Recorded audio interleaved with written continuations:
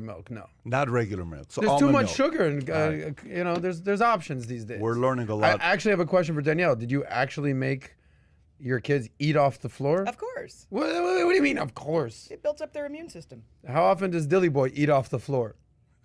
First 2 years, you don't have a choice. They're going to do it anyways. That's I mean, right. whatever So you this tell is, them. I'm learning lessons here. Because Why when do I you think you're so procreate, tough? How do you think your parents raised They you? just throw a Wait a meat on minute. the floor? Adam, eat it, go Even ahead. 60 Eat it seconds like a in and you're dog. procreating?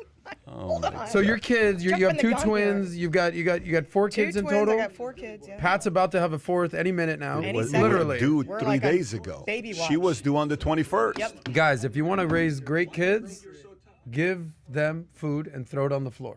This Well, is no, what they do the throwing for you. You don't need to worry about that, buddy. That's going to happen no matter what. Yeah. But All right.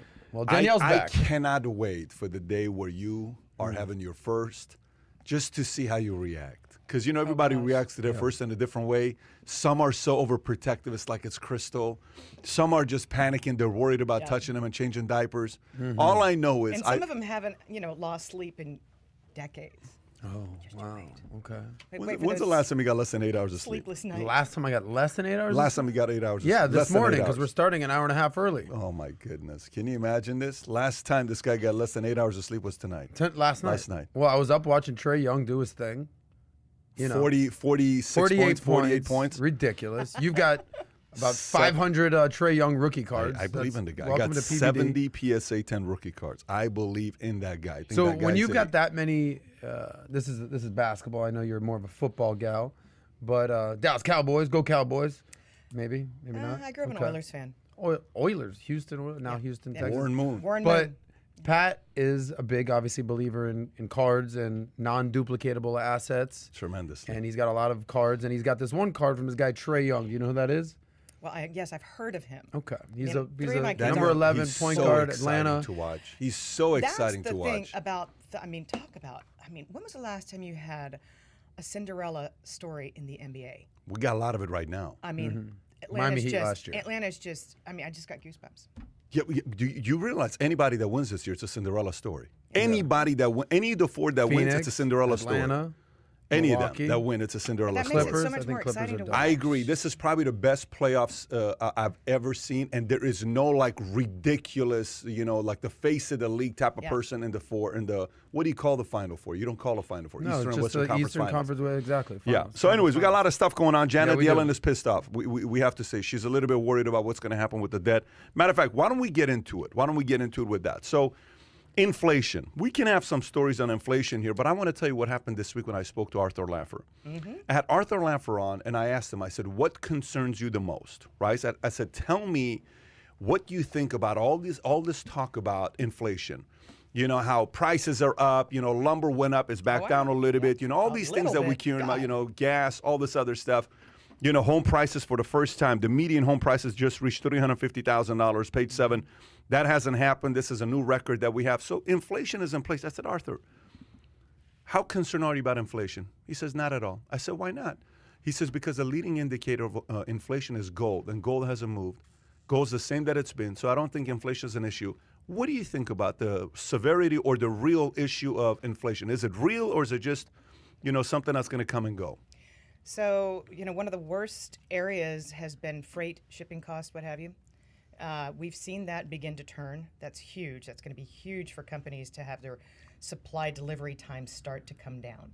So that's one of your sources. We've obviously seen commodities turn. Copper's down today.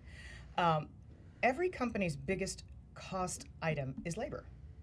65% of any company in this country is labor. If you have wage inflation, you've got a problem. And if you have true wage inflation, then you're going to see it in gold, just like he said.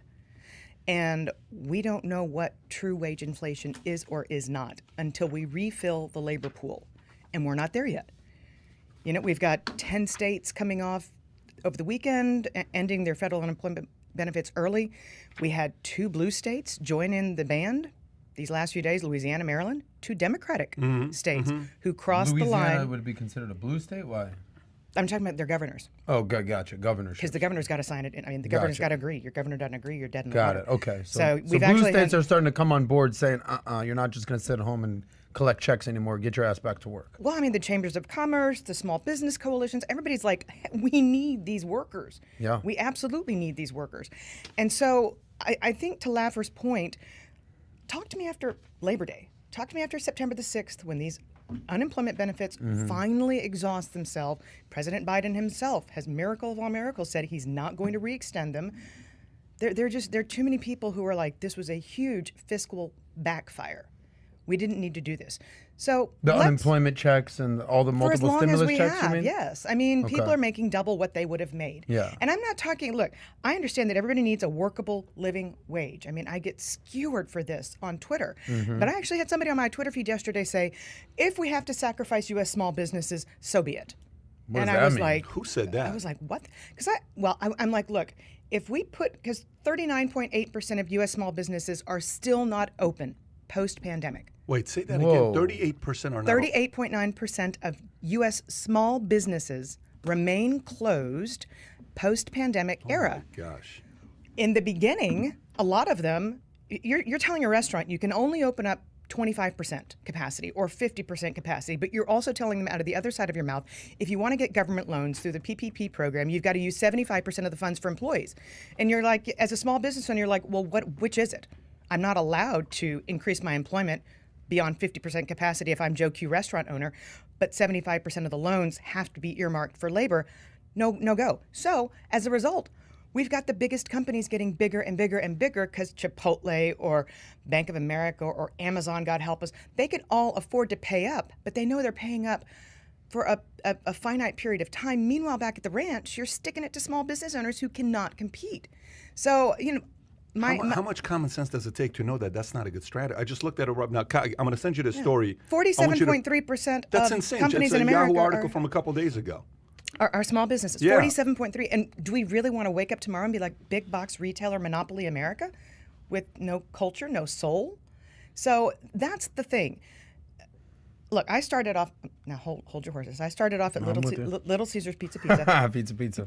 But there was a starting job.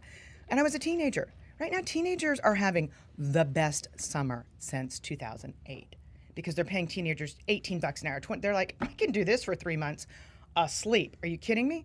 So they're taking these entry-level jobs, teenagers, and we're seeing, and that's fantastic because you know what? We need a new generation of kids who understands that they need to work and not dictate the terms of employment to their employers, which we're seeing a lot of right now because employees have negotiating power because there's still so many people who are on the sidelines.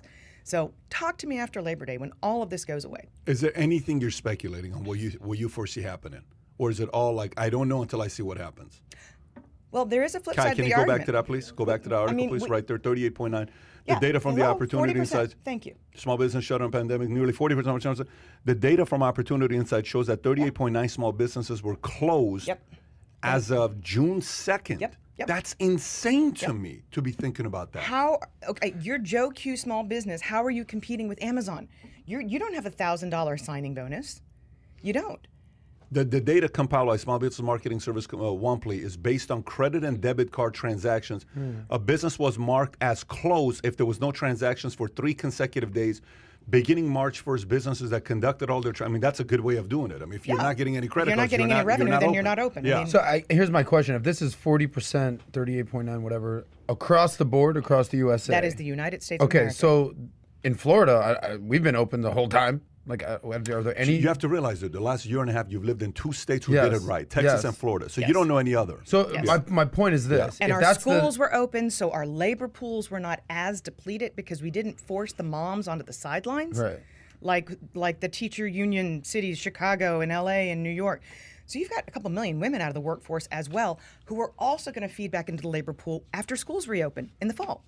They're finally going to be able to go back to work because they're not going to be controlled effectively by teachers unions who do not advocate, by the way, for kids. They advocate for themselves. Well, it's not safe get a vaccination, shut up and get in the classroom and teach. Or find a different profession. But don't hold the moms of this country hostage. By the way, just a crazy thing on what happened the last podcast. So the last podcast 2 days ago, whatever it was, was it Tuesday or was it Monday? Monday. Monday that we did. we showed Cole Beasley's tweet, okay, on why his opinions on vaccine. I won't even get into it. So Cole Beasley's tweet we read. We put the Cole Beasley. Cole Beasley, Gotcha. the football player, Yeah, that he yeah, said yeah, what he yeah. said about vaccine. Okay. We put his tweet up on short clips, Valuetainment short clips. Within a few hours, it was taken down, and the channel got a strike, and our Valuetainment short clips channel suspended for 1 week. Just because we read his tweet. We read his tweet. We read his tweet, and I said, my dad got the shot, my nanny got the shot, Melva, Pops. We talk about the tweet, it was taken down. What's the lesson there?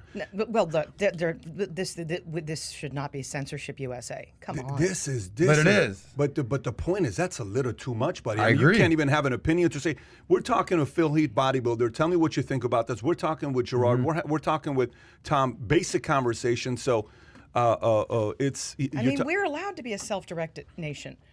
But by the same token, if you're an employer, you're also allowed to dictate the terms of employment. So there are two huge sides to this argument right now. But we have liberty. We can do whatever we want. If we don't want to get vaccinated, fine. We're not vaccinated. If our employer says we have to get vaccinated, and you want to keep working for them, get vaccinated. It's a pretty black and white decision. It is a pretty black and white decision, but it doesn't seem like it's a decision that you can have an opposing argument to. That's what's a challenge right now. It seems like it's a decision that you either agree with us or you don't, or else. You know, it's not like, hey, you got a second opinion. Do you want to get first doctor is right, and this is what you better do, or else. It's a little. By the way, to be honest with you, if you think about it long term, think about the ramifications of that long term. That is a pretty annoying place to live.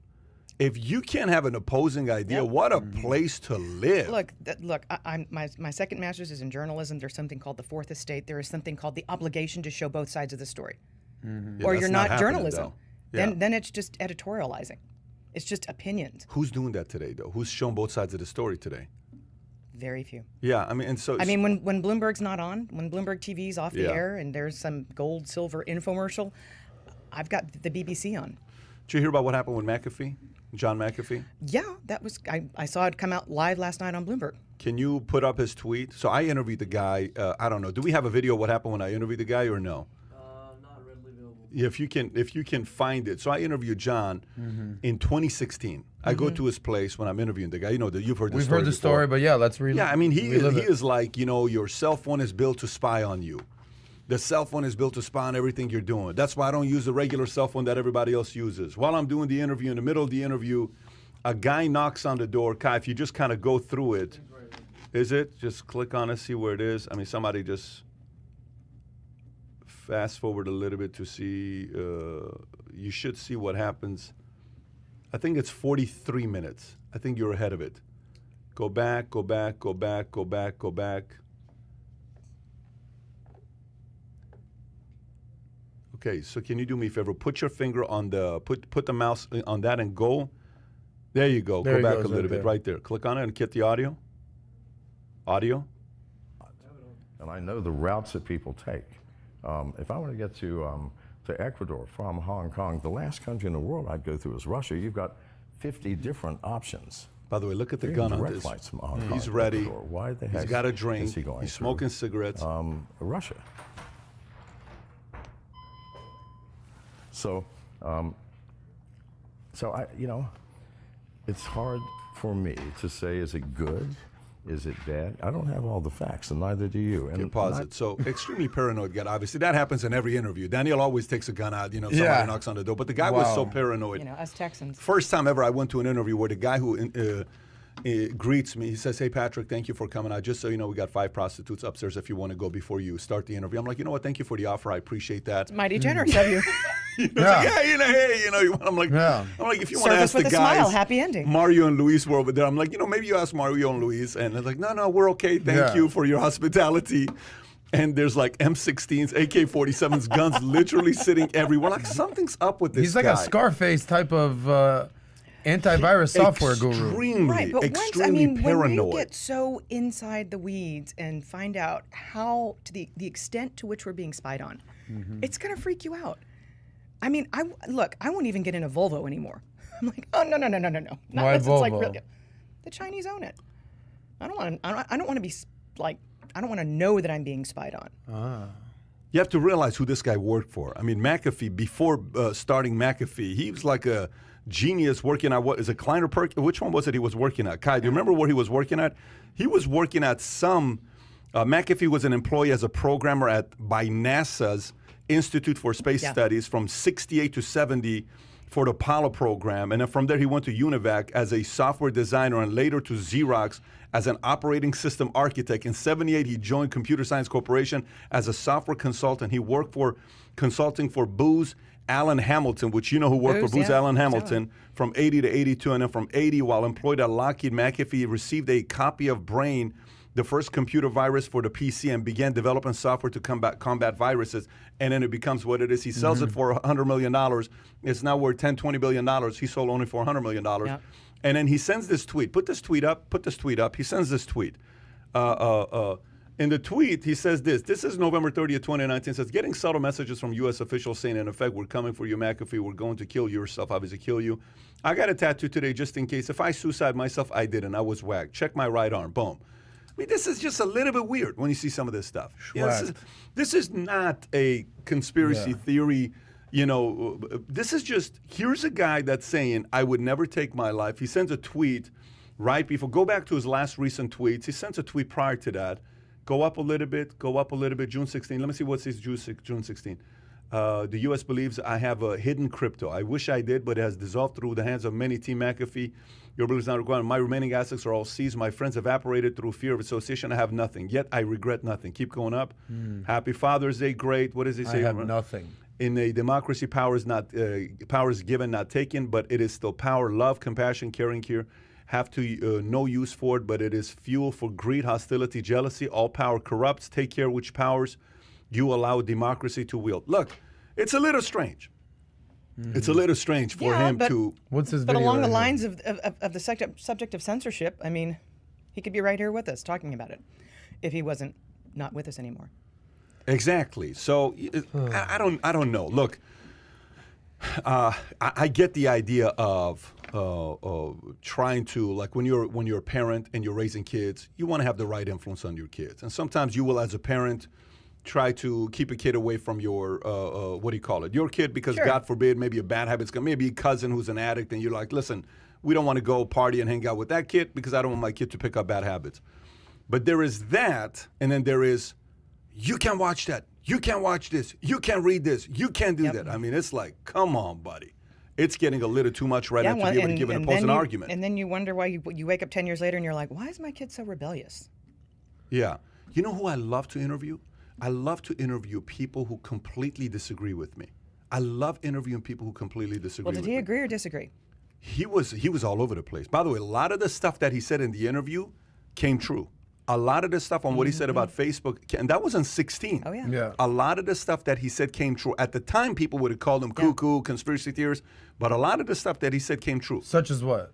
I mean, you know, the fact that keep your eyes, this whole model of ads and what Facebook, they're doing, they're reading you, they're studying you. All they're trying to do is all the analytics, take all the systems, they're giving to the government. That's how it's being used. Have you guys seen that commercial? It is so powerful, that Which Apple one? commercial, where the guy ends up, you know, in his apartment with a zillion people. And boom, and then he boom, hits, they disappear. And then he hits the privacy app. Yes. He's like, you can't follow me anymore. That is a powerful commercial. You're right. Yeah, I've started to take the extra few seconds to say, you know, I'm on a website looking for information. I'm always doing data research, always writing. Do you accept all cookies? And I've started taking the time to go, no, I don't.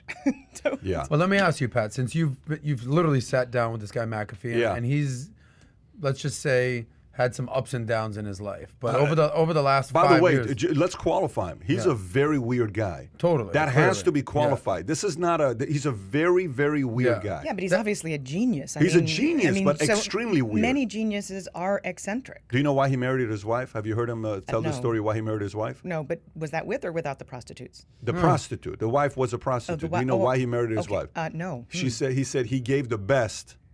Oh, wow. Yeah. Okay. So he's like, okay, that because of that I decided, and that's what he says in the documentary. So we have to know that this is a very, very strange guy. But go ahead.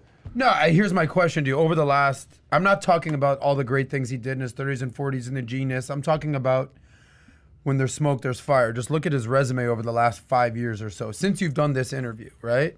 So, number one, he died in a Spanish jail in Spain, your old stomping grounds, where he was extradited to face federal charges. So, number one, he wasn't even in America.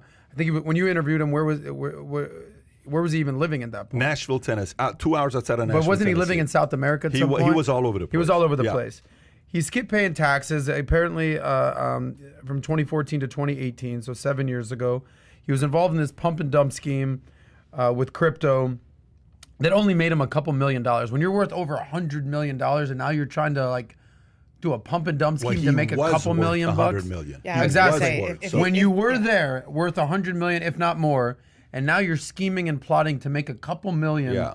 That's a telltale sign, like things aren't working out It's so not. good for No, you. financially he's not. Like, Paranoia you're trying- is not cheap. So- Paranoid is not a cheap lifestyle. If you're totally- everywhere and if you've got bodyguards around you and all this ammunition. To the points of schizo. He's a little bit on that side. So my question is, are you surprised by this? It's obviously unfortunate. Surprised it's sad. that he tweets, I would never whack myself. Surprised that he's at age 75 found dead of suicide. I'm surprised by that. I'm surprised by that because, you know, if you were ever going to take your life, you've done so much drugs that at any point you could have. When you're on drugs, you don't think reasonably. You're like, okay, it's not worth it. So he's had plenty of chances to take his own life. He But hasn't now taken he's it. in jail. Has he ever been in jail Yeah, before like he got this? arrested one time because he was accused of killing his neighbor for feeding his Right, dogs the with dog poison, story, and right. his dog died, and he found his dog dead in the back because the dog would bark. And a neighbor who retired was a millionaire, so dude, I just want to retire. And he throws the meat over his dog, eats it, dies. He comes and kills the guy. So McAfee ends up running. They're chasing him. They get so he's done. That's when he was in South America. Yeah, all the time. he's had some. Here, look. Rest in peace, John McAfee. I think whether you want to take the good, the bad, the ugly, he was an eccentric character that definitely influenced a lot of people, and it's just a sad ending to a pretty, inspiring entrepreneur type story, just with a very sad ending. What percentage of conspiracy theories end up being true? Oh gosh. That's an interesting question. You have to realize, all this alien stuff we're talking about right now, like it's normal. Try doing that 20 years ago. Try doing that 10 years ago. All this stuff that we're talking about aliens today, try doing that 10 years ago. All this stuff about JFK, everybody was, Okay. Wait. I have an Time out, opinion time out. on that. The conspiracy theory in this country, the conspiracy theorists in this country are toxic. I mean, I got to lay that out there. Mm-hmm. But part of the reason conspiracies are so hot and prevalent is because of what we were talking about, censorship. If you don't get both sides of the story, you're going to start making stuff up.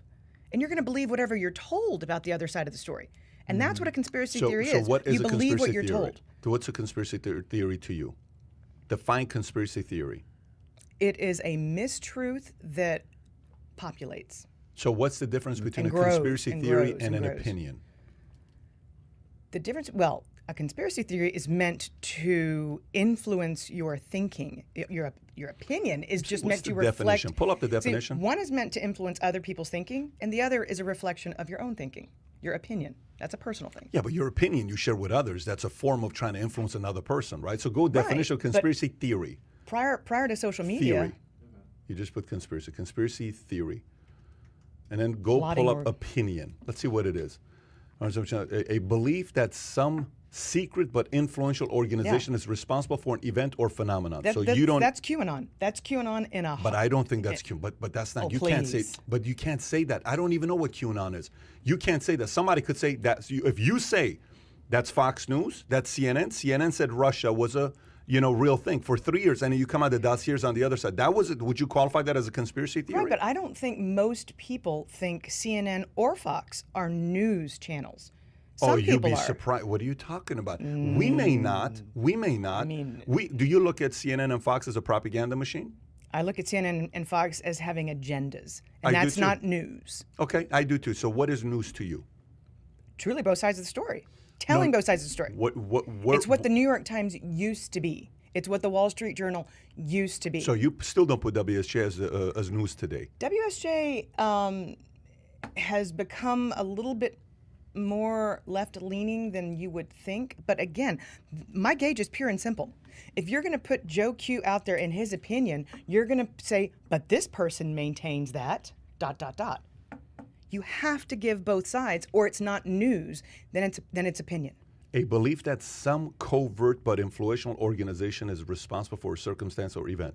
Yeah. How do you not believe that? I mean, that's a very realistic thing that has been happening for centuries. That's nothing new. I know. Type in opinion definition, Kai. Opinion definition. Definition of opinion. What? No. Keep this. Go to a new link. Go to a complete. But conspiracy theories are why John McAfee went nuts. I totally agree with you. Because By the way, you start believing it. When I sat down with Alex Jones and we talked, I'm like, "What are you doing?" I said, "You're just feeding some stuff that's a little too much, and you're doing it over and over and over again." So. A view or judgment formed about something not necessarily based on fact or knowledge, which all of us have them, right? Sure, of course. We all have opinions, right? Right. But so now what we categorically figured out based on what our friends at Google say is a conspiracy theory is when somebody believes that a powerful organization or institution is covering something up. Yep. Which is obviously never happened is before. the ultimate conspiracy theory. I mean, I have friends who Meaning it's not real. Meaning QAnon doesn't exist. But I have friends who have gone round. You're saying QAnon doesn't round exist. the bend. Correct. Okay, yeah. Well, I hope it doesn't exist. I mean, aren't they? No, I hope it Well, me and all my Democrat friends, we all just, eat baby It's blood not, and see, no. and kill babies for, that's And what we do on the That's the weekends. thing.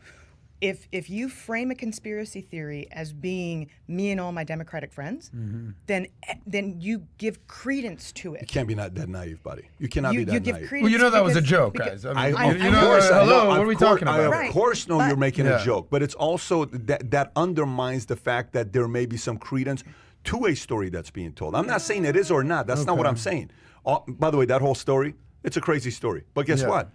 There's a group of people that believe some powerful people may be doing something like that. So what are you going to do? So do you just sit there and you say, I don't know about that. I don't know. We shouldn't look into it. So what is journalism? So let's just say I'm a journalist. I work at CNN, Fox, NBC, ABC, CBS, whatever it is. And a story pops on my table and say, hey, here's a note. I just want you to look into this. Here's what's potentially taking place at this Catholic church. Should I look into it or no? It's a conspiracy theory because Catholic Church is a very powerful institution, an organization that's been hiding something for a while. I shouldn't look into it. Did you not see the movie with, what was the guy's name? The Da Vinci Code. Not the Da Vinci Code. The other guy that was recently done a couple of years ago. What is the guy's name that was played the founder? He was the, what is the guy's name that played founder, Ray Kroc's guy? He's Michael Keaton. He Michael played, Keaton played for the news magazine. Yes. I saw the movie. What was it called? It's a great movie, by the way, with Rachel McAdams himself, and they're trying to kind of figure out the cover-up. And then they found all these. Should we not look it up? Should we not hold the government? Should we not look up So this goes back to your initial question. What percentage of conspiracy theories are actually true? Did you have a number that you had in mind? It's probably a very small percentage. Less than 10%. Right, but that's why we look back and we go, wow, Woodward and Bernstein, all the president's men, Aaron Brockovich. That's investigative journalism because they got both sides of the story and they didn't stop digging until they got to the truth and all the facts. We're not getting both sides of the story. We're not. Okay, that's the problem. In very few outlets. So what happens if we're not getting both sides of the story? What that makes it is everything becomes conspiracy theory unless if both sides are willing to do some digging. Yeah. But we're not willing to do the digging because God forbid it's true. Look at Hollywood. Who were they afraid of digging for the longest time? Who was Hollywood afraid of digging for the longest time? Who were they? Who were they afraid of? Oh my gosh, we all know what's going on with guys. We can't say anything. Harvey Weinstein? Harvey You couldn't say anything. Yeah. You couldn't say anything. Yeah. There's still another guy that's up to this. And it was endemic. And people are afraid of saying things. You know, who? I had a guy who was a extremely good-looking guy, okay, who worked at Bally's with me. Extremely good-looking guy. He had the green eyes. He was 6'3". He had that little rough around the edges personality. He was doing movies. We did a couple things together. Hey, baby. No, not like Adam. No, he had a different personality. Hey, that guy, no. Adam's not rough around the edges. Adam's actually sweet. This guy was like a tough tries, guy. Right? No, he's got the look, but he's not a. Thank you, guys. Yeah, appreciate the love. So Sean, this guy. Let's call him Sean. His name is Sean. So, let's pretend his name is Sean. His name is Sean. He says to me.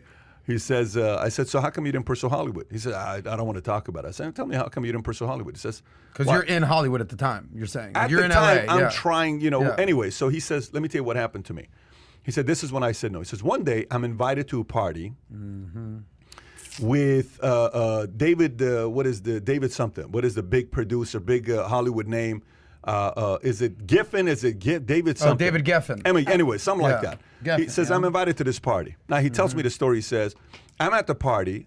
I get invited upstairs with a friend of mine. Oh, boy. And he says, come upstairs, and they go upstairs. And when they go upstairs, he says, I've been watching you. He goes, great, awesome. I'm thinking about putting you guys in a movie. He's like, great, I'm finally being found. He says, I'm at my prime. I'm like 22, 23. He says, but before we do anything, I want to see you guys kiss each other. Oh, okay. And two dudes? Two dudes. He said, I want to see you kiss each other. Okay. So the other guy is his best friend. He's like, listen, bro, I'm willing to do the view. We're best friends here, bro. Blood brothers. We'll take it to our grave. And my friend, who's a tough guy, says, hell no, you out of your mind? What are you talking about? He for says, Hollywood, bro, bro. we're going to make For it. Hollywood. He says, come on. He says, no, I'm out of here. He says, from that, he says, my friend stayed in the room. I left the party. My friend ended up having a career in Hollywood. Nothing ever happened to me. Okay? What happened with the friend? Like, how big I have did the no friend idea what get? happened to the friend. But you got, look, I'm not going to say names for them. I'm just giving first name on one of them. But this took off. So here's the story. Okay. Yeah. Now, let's put everything there. Was I there? No. Could that be an absolute lie? Yes. Yeah. Could it be a story made up? 100%.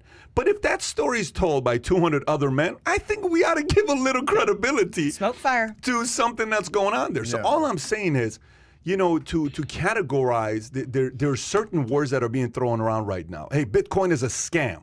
No, it's not. It is a tool, right? Hey, such and such is a scam. I used to sell life insurance, right? Hey, insurance is scam. They never pay up. Right.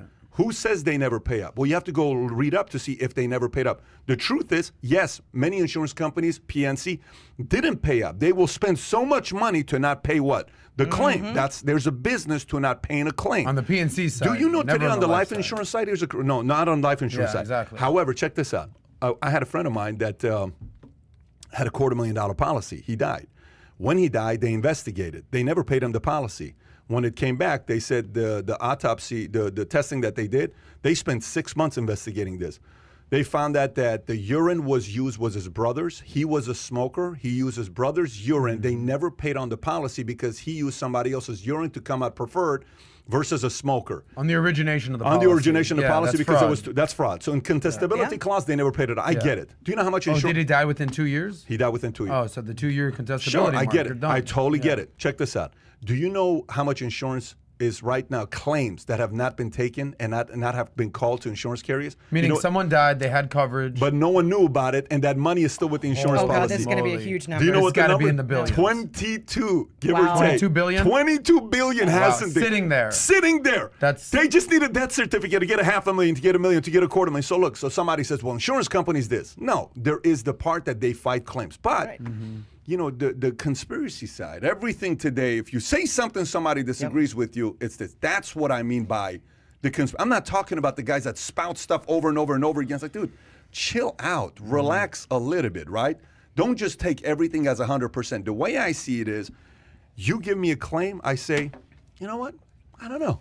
Let's look it up. What do you think? What do you think? What do you think? And we kind of go through it. So I don't know what happened here with our friend John. Yeah. It just sounds a little too fishy, man. That's all it is. Oh, It's a God. This little too is fishy. like Epstein. Yeah, that's exactly what I'm thinking. This is a little too. Let me bring you a different perspective here. You know, we talk about the pros and cons of social media. You know, I mean, we're in the digital social media business. It's good. Like the fact that we're all just able to sit here on a podcast and give our opinions, and obviously there's some credence and yeah, but credibility. God what we're knows talking what they're going to about. do with this footage right now. Well, touche, yes. But the reverse end of it, speaking of conspiracy theories, is, and you talked about opinions, is now everyone can just get on their phone and give you their opinion. And, you know, the cat's out the bag. Like, anyone can say anything, and anything can go down any rabbit hole at this point.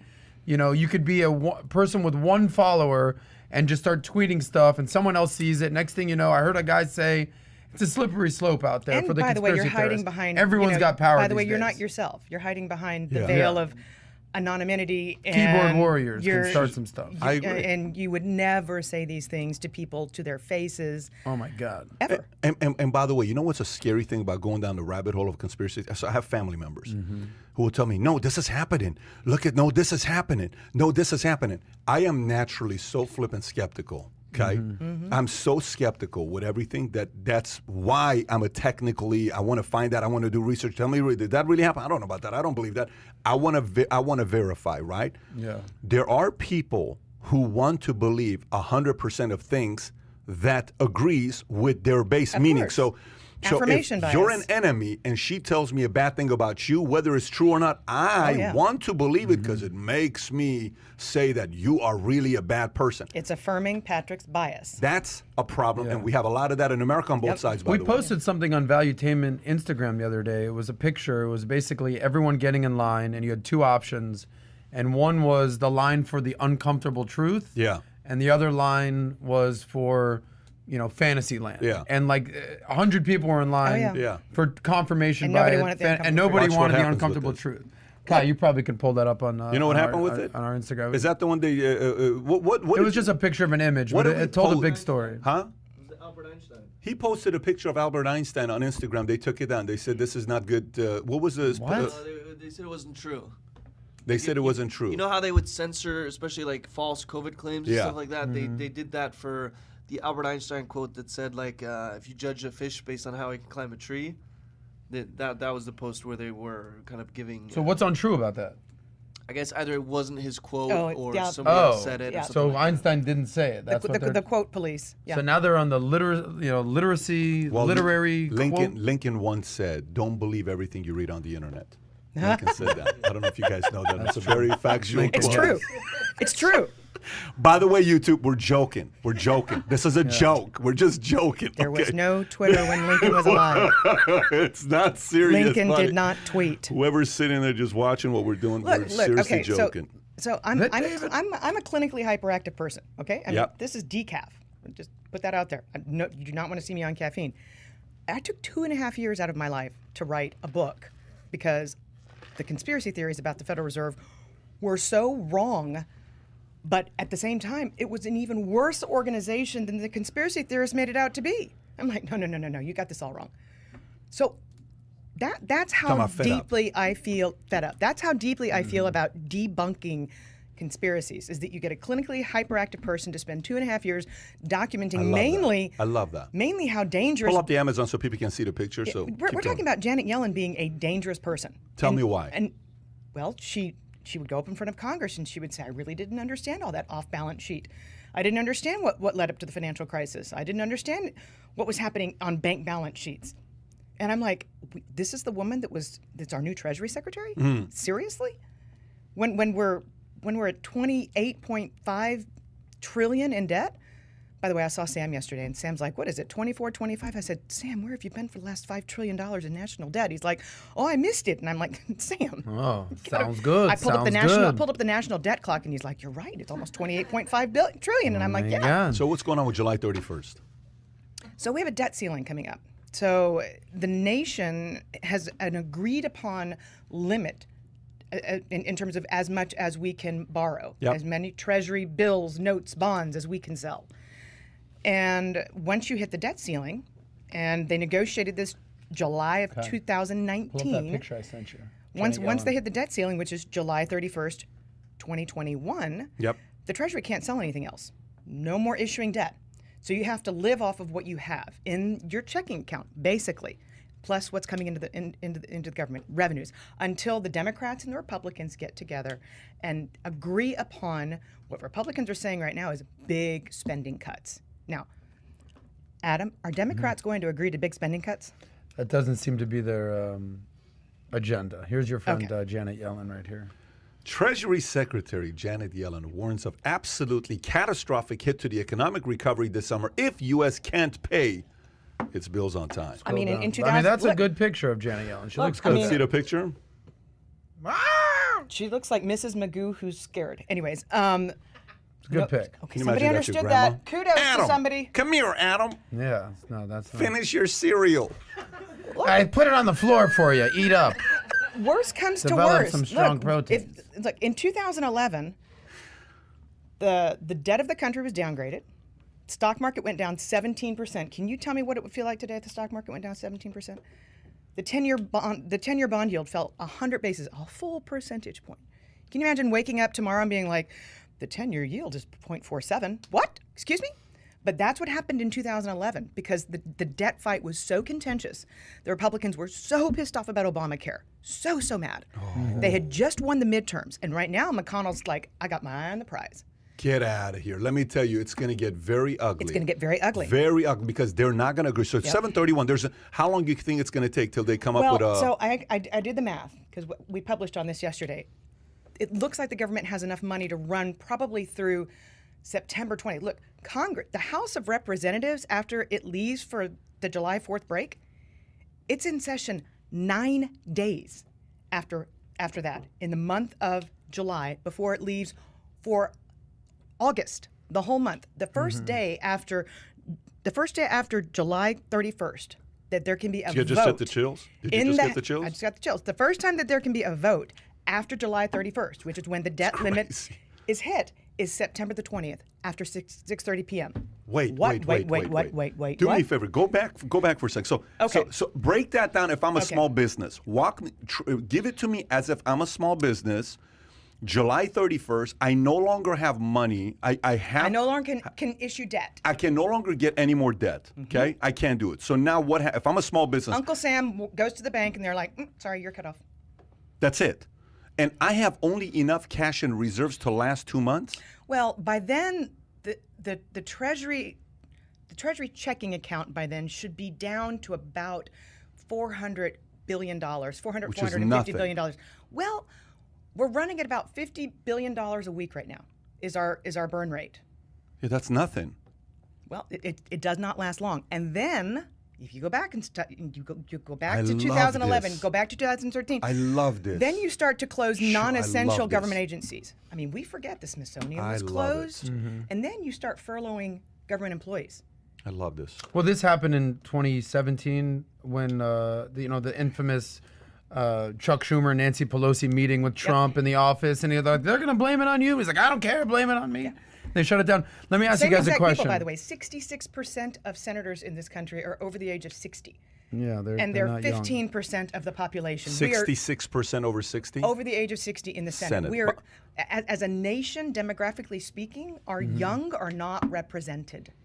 Well, you know why I love this? Let me qualify why I love this, and I want to hear your thoughts and question. You know why I love this? Let me tell you why I love this. Because it's forcing the two sides to get into a room and chop it up. You're forced to negotiate. You don't have a choice. McConnell said of 2011, because they've all been around forever, right? You got to dust these people off. They're so old. But McConnell said of 2007, some of my colleagues in the GOP thought that the debt ceiling standoff, that they should have shot the hostage. He said, no. What we learned is that it's best to collect the ransom. This is the man who's going to be negotiating with the Democrats to cut spending. He's not a guy you want to negotiate with. And all he wants to do is use this as a platform for the midterms.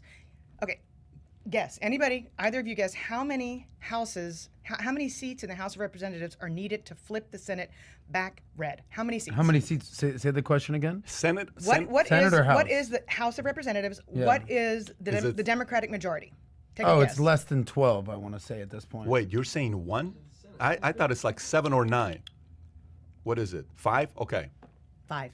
Well, it was a big number just a while back, so it's now 5. Because that's not a big number, though. No, this is the most razor-thin majority in the past century. Wow. That's how little work McConnell has to do. They need one.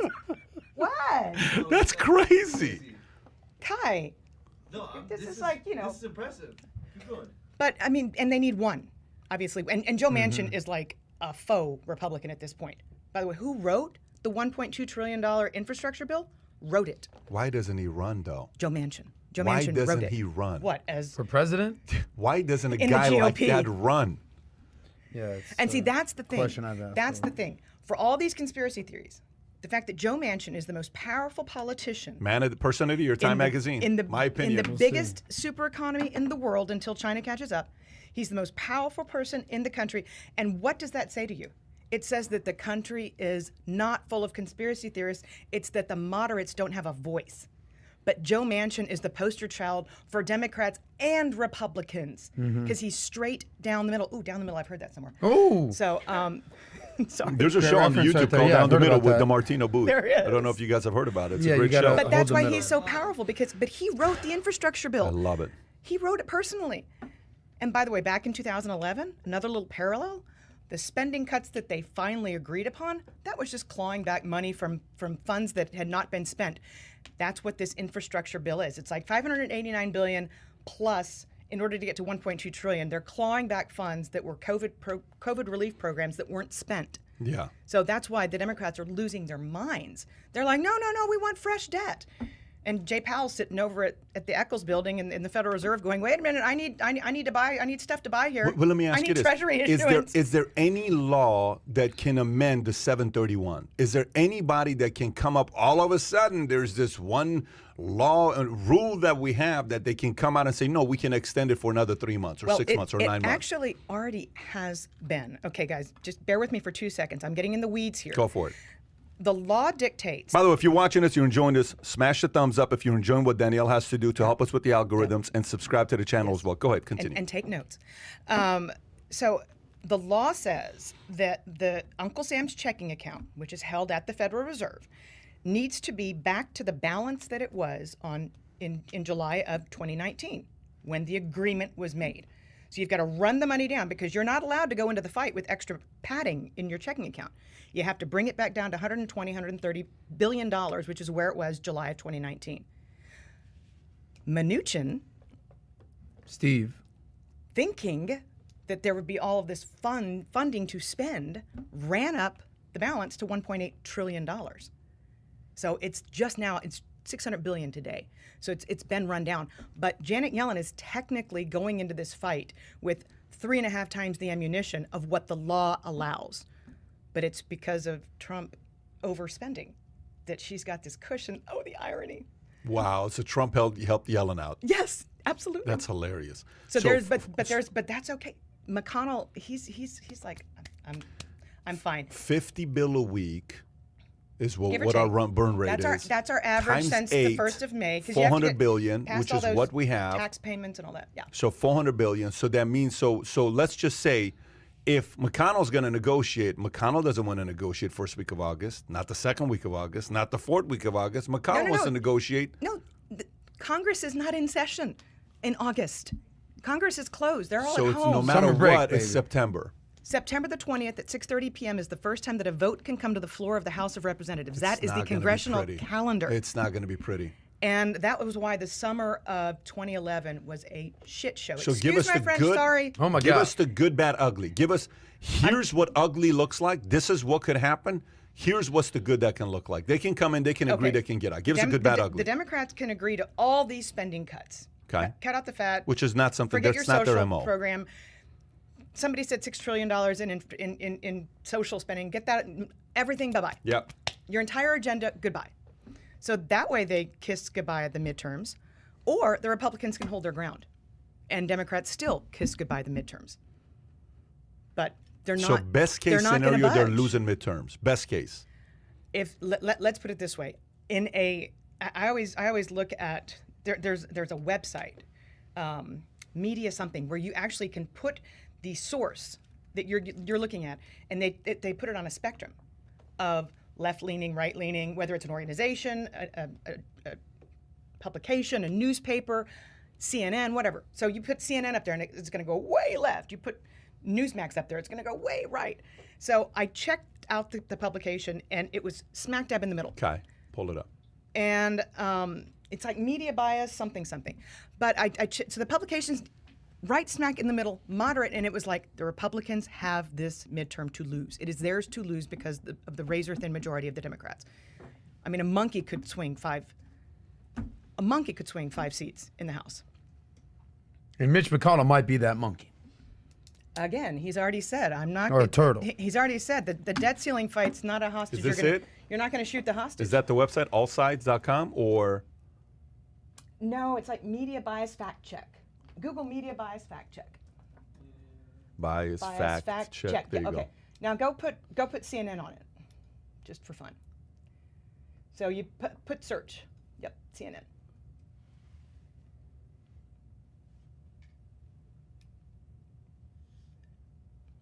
Left bias. Where do you see it?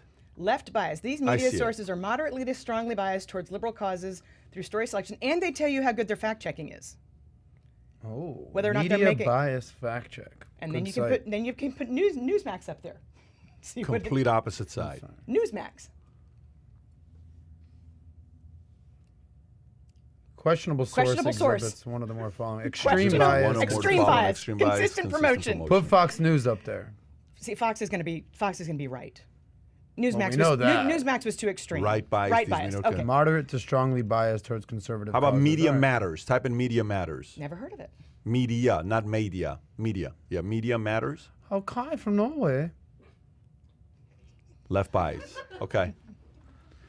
All right, guys. But it's a great Type in great Drudge resource. Report. Type in Drudge Report. To the right. Oh my gosh, it's going to be like off the Richter scale.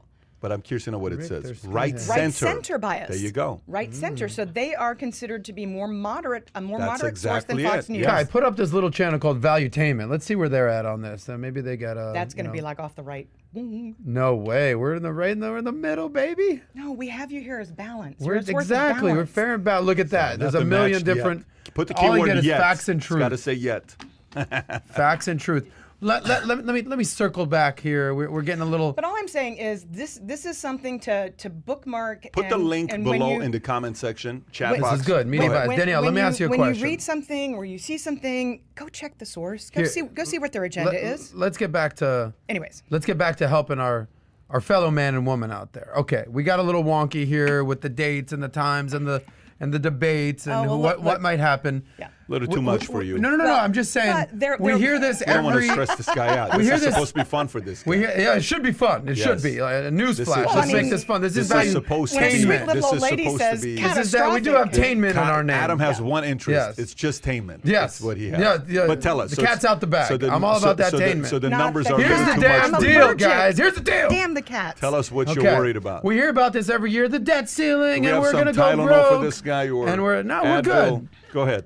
The debt ceiling, Yeah. and we're running out of money. And every year it's like this hostage situation. No The more government's caffeine going to for take him. over. I'm halfway through. Okay, but every year it's the same. It's all right. Yeah, they figured it out. You know, it's kind of like a superhero movie. It's like, is the world gonna? Oh no, they saved the world. Oh my God, is this gonna? They figured it out. So like, what's gonna be different this time? Even when the government shut down in 2017, the only people that were affected were the government employees that basically didn't get 2 paychecks, and then they got caught up. Saying Wait it's a minute, the wait a end of minute. the world, Stop- bro. stocks Like, are how But all- I'm did you saying we're become so making the debt dramatic? ceiling. Oh my God, what are we gonna do? This is great. They're gonna figure Hey, it out. Hey, buddy, this is great news. You know Yeah. why? Let me simplify it for you. Please do. It's as spending if too you got. much. It's as if you got a credit card that's 10 grand. And you're at $9,600. Okay. And you got $400 left. That's phenomenal. Stop overspending. I agree. I love the I fact love that we that. have a credit limit. mean, what that does is this it doesn't is a say problem. It doesn't say it's the end of the world. You know what it This is says? a problem, No, yes. you know what it says? It doesn't say it's the end of the world. It says change your habits. Change your spending habits. That's all it is to me. This is you, Sauce Talks Money. Yeah. You do your principles that Yes, you talk about. of Okay, course. that's helped you go from zero in cash, sleeping on your friend's bed in Colorado. How much money did you have at the time? I was broke as a joke. You were broke. Zero. What, yeah. did you have a You're, cat? you're I a, had no ca- cats you're a then. cash millionaire couldn't now. afford Yes. the kitty litter Why box. are you a cash millionaire today? Because what did you change? What did you change? Well, income and cash flow, but Okay. also expenditures and saving and Hello, investing. Everything. go tell the folks Yeah. in Democratic Party to stop spending money. I will. That's the point. This is all this is. It's not Good. the end of the world. Now we're So talking, The baby. whole point with this is Yes. what I love. I love that there's a credit limit. I love that there's a limit. That's the best That's news for actually me. how the real world That's works. freaking sick. Now we're talking, Yeah, guys. that's the part. Can we MasterCard, get a little wake- MasterCard You doesn't don't- call you you and don't- say you your don't credit wanna- limit is infinity. Yeah, That's not how this- MasterCard and Visa operate. No. Infinity. You can No, spend whatever not you at want. all. Hey, But you're that- old- never make a payment. So either. you right This now, is what I want. Last This is week, what I wanted last week, right here. last week I'm buying a bunch of art. I'm buying We're stuff at the all new house, fiscally right? conservative, but we're 2 dog people and 1 cat. Yeah, so we're semi-cat. I like You my guys cats a as cat well. guy. I have a relation with cats. I can't deny that. Don't try to label him a dog. I forgive you. I forgive you, Pat. But the point last week. Yes. So we're buying all this art, right? So Jennifer's Sick like, art, by the way. Yeah, Peter I Tunney can't, and dude, I can't wait to the main Senna. one showed up today. The main one showed up this Tunney. morning. I can't. No, Mr. Brainwash. I can't wait for that. Brainwash, wow. By the way, to everybody that sent the request, the different people from street artists. Graffiti artists, I took all your recommendation. I looked them up. I'm following a lot of those guys, and I got some cool stuff going This on is at the cool. house. I mean, I might have a 5th kid if my husband would allow me to like nest and buy art. Wow. This is nesting. Jennifer's like, listen, the art's on you. I just Yeah. need to make sure Jennifer's more the systematic one. So anyway, Mr. Booth Danielle's husband, Yeah. who does he have a first name? He's not having a fifth kid. Okay, I was gonna say you just admitted you might have a fifth. No. Well, we know where that kid's getting fed. Food on the floor, buddy. Get down. Discipline. You got to be tough. Yeah. But here's the point. Yes, sir. One of the credit cards we're spending, the guy says, your card didn't go through. I'm laughing. It's so funny when the guy's like, you sure? Yeah. I'm like, guess doing what? all right. The credit card limit has a limit. So me, as a buyer, have to pay it off and come back and say, let me spend some more. That's so how the real world works. Our government has to pay off their flipping debt. Freaking I great. mean, while we've been sitting here, it's like a couple billion. But enough you to know- make you give you a But you know what's stroke crazy? over there. Here's what's great. Here's what it should give the American people a stroke because we're paying the damn bill. Oh, yeah. It's kind of like this. Let me put it to you this way. Debt per capita, debt per taxpayer, 226,000 debt per taxpayer. Per insane. person. I'm going to give you the best example here. Here's the best analogy. You rate this analogy 0 to 10, okay? Imagine you have a credit card. Imagine you as the parent are working hard to make the money. You are busting your ass, except the credit card is in the hands of your kids. Oh my God. That's what's happening with our Disaster. government. We're the ones working to pay off the debt, and the credit card is in the hands of our of the kids, yeah. politicians. They're It's the kids. It's the kids. These people out there like, let's buy another $1.8 trillion. Spend another You're cut $800 off, billion. bro. That's the point. You're cut off. Let's cut these kids off. I agree. It's enough. Cut off. Get back Oh to my work. gosh. Again, 2/3 are over the age of 60, so they're Holy kids that have moly. had bad spending This habits is for too much. 50 years. Some of these people have been in Congress, and they're still. This bad behavior's got to end. Hey, by the way, was- just yeah, so you go know, our audience loves when the technical side of Danielle comes out. Uh-oh. As crazy as it sounds, our audience eats it up. They actually like data. They like hearing it. They're like, Yes, let me get that pen out. Hold on. Put their glasses on. They're right now, wonky. they're They're taking wonky. notes. Yes, they're like. You want to know give me- why? They're Because like- facts are powerful. Yeah. Facts are much more persuasive than opinion. I am with you. But there is a percentage of the audience that's like, we're with Adam. Just break it down so like basic people can understand. There is- you know, Okay, there's if the you're, wonkiness. and if then you're there's the with basic. Adam, please leave your I'm email basic. address, Some people like soy milk. especially if you're a female. Yes. Some people like, Some people almond just milk. like the bottom line, Almond milk. baby. Give Yeah. me the It bottom is line here. what it is, buddy. I It's like gonna be the all right. analogy that you just used. It's going to be all right. We're making all the money. We're working, and the kids, aka the 65-year-old politicians, got the credit cards. They're going out to the club, spending the last $500 on bottles. When you got a limit, baby. Yeah. So This is like Nancy Pelosi. She's like, Yeah. I'm going to do a bottle. Well, why don't we go into Nancy's gonna do a our bottle. stories of California? Go to this California story, which is on the last page, I believe. Newsom says California will pay off unpaid rent accrued during coronavirus pandemic. Fox News story. California pull off all the past due rent accumulated by residents during the coronavirus pandemic. The move would fulfill a promise to help landlords break even while giving renters a clean slate. According to reports this week, the state has about $5.2 billion from federal aid packages approved by Congress to pay out people's rents, which could be enough to cover, said Jason Elliott, senior counselor to Newsom on housing and homelessness. What's unclear is whether California will continue to ban evictions for unpaid rent beyond June 30th, the date California's evictions moratorium is set to expire. Well, Danielle. nationally, actually, it looks like the Biden administration is going to push it to July the 31st because our Nationally. Nationally. Which means they're going to probably extend as well. Yes. Okay. So, and why are they extending it? Because our bureaucrats that spend all this money on their credit card, Get that credit card away from they Newsom. couldn't distribute the $47 billion in rent relief quickly enough. So they need another month to get the money to the people. These are our bureaucrats. So, Any chance you're look, moving to California? Hell no. But wait. Kai, wasn't there a recall? Wasn't California? Google Newsom recall. well, Pat went down. This chair. To face recall. Well, we had Major Williams on here. We know what's going on there. When California is that? Governor That's in Newsom November face again? recall election. No, This that is was yesterday. yesterday. Keep This going up. this is No, this is California just yesterday. Governor Newsom will face recall election, just making the second time in state history that special election will be held. Recall state governor. State officials confirmed Wednesday that a recall election will proceed after just 43 people withdrew their signatures from petitions to recall. While only 43 during a 30-day window required by state law. As a result, California Department of Finance will now begin estimating the cost of recall, including cost of holding as a special election as part of its next regularly scheduled election, which will then be submitted to the governor, the lieutenant governor, secretary of state, and the chairperson of the Joint Legislative Budget Committee by August 5th, according to a letter outlining the process. Okay, wow, interesting. In terms of finance purposes, that's CNN, what that's what the happens. recall will cost $215.2 million, a date that has not yet been set. Huh. But So this is actually happening. This is what happens in states that close outdoor dining. This is what happens. In But he states has to be able to go to that French close. Laundry, though. He's got to be able to go to the Outdoor. restaurant. You can't Have stop to. him Of from course. going there. Yeah, So bring it back to this And that's a fact. unpaid rent. So that's a fact. all these It's people. not a conspiracy theory. That's a That's fact. true. Fact. So all these people are essentially who have not been paying rent. They have not the opportunity to work. Their business has been closed. Small businesses have been closed. 48% of U.S. landlords are small businesses. They're not all big companies. 48% of landlords. Mom Small and pop. business. Okay. I own a Makes few sense. rental properties. They're not It's my Blackstone. They're not retirement- BlackRock. Is what It's you're my saying. retirement income, blah, blah, blah. And they've just So they all haven't been gotten paying their rent for a screwed. year. They're off the hook. Free lunch. All these renters. And then the government's going to reimburse these small businesses, the landlords. Well, I mean, all the landlords. So some of them will be big. Yeah. Don't push the Blackstone button. Those. Ugh. So who's the big winner in this? The people that just got free rent for the last year and a half? Of course. They're the big winner, And, yeah? I mean, stories are proliferating about people gaming the system. Huge surprise. Who getting free rent? The non-workers? The people that are Well, not working? maybe they were collecting free working, rent? maybe they were not working. I don't know. Oh, that's not how this thing works, Oh, buddy. wait. Let me tell- Okay, there's a little bit of math here, right? Yeah. $300 a week in supplemental unemployment benefits, right? Yeah. So, $1,200 Supplemental. a month. That's on top $1,200 a of what month. your state was giving you. Yeah. Yes. So, but Yeah. $1,200 a month, give or take. The average rent in America is $1,600. Mm-hmm. So your stimulus, your benefit from the government was way bigger than what you were getting for sitting on your ass and not working. Way bigger. Think about that. Say those numbers again. Your stimulus was bigger. Average rent nationwide, $1,600. Yeah. That extra $300 a week, $1,200. The rental thing was a bigger stimulus package.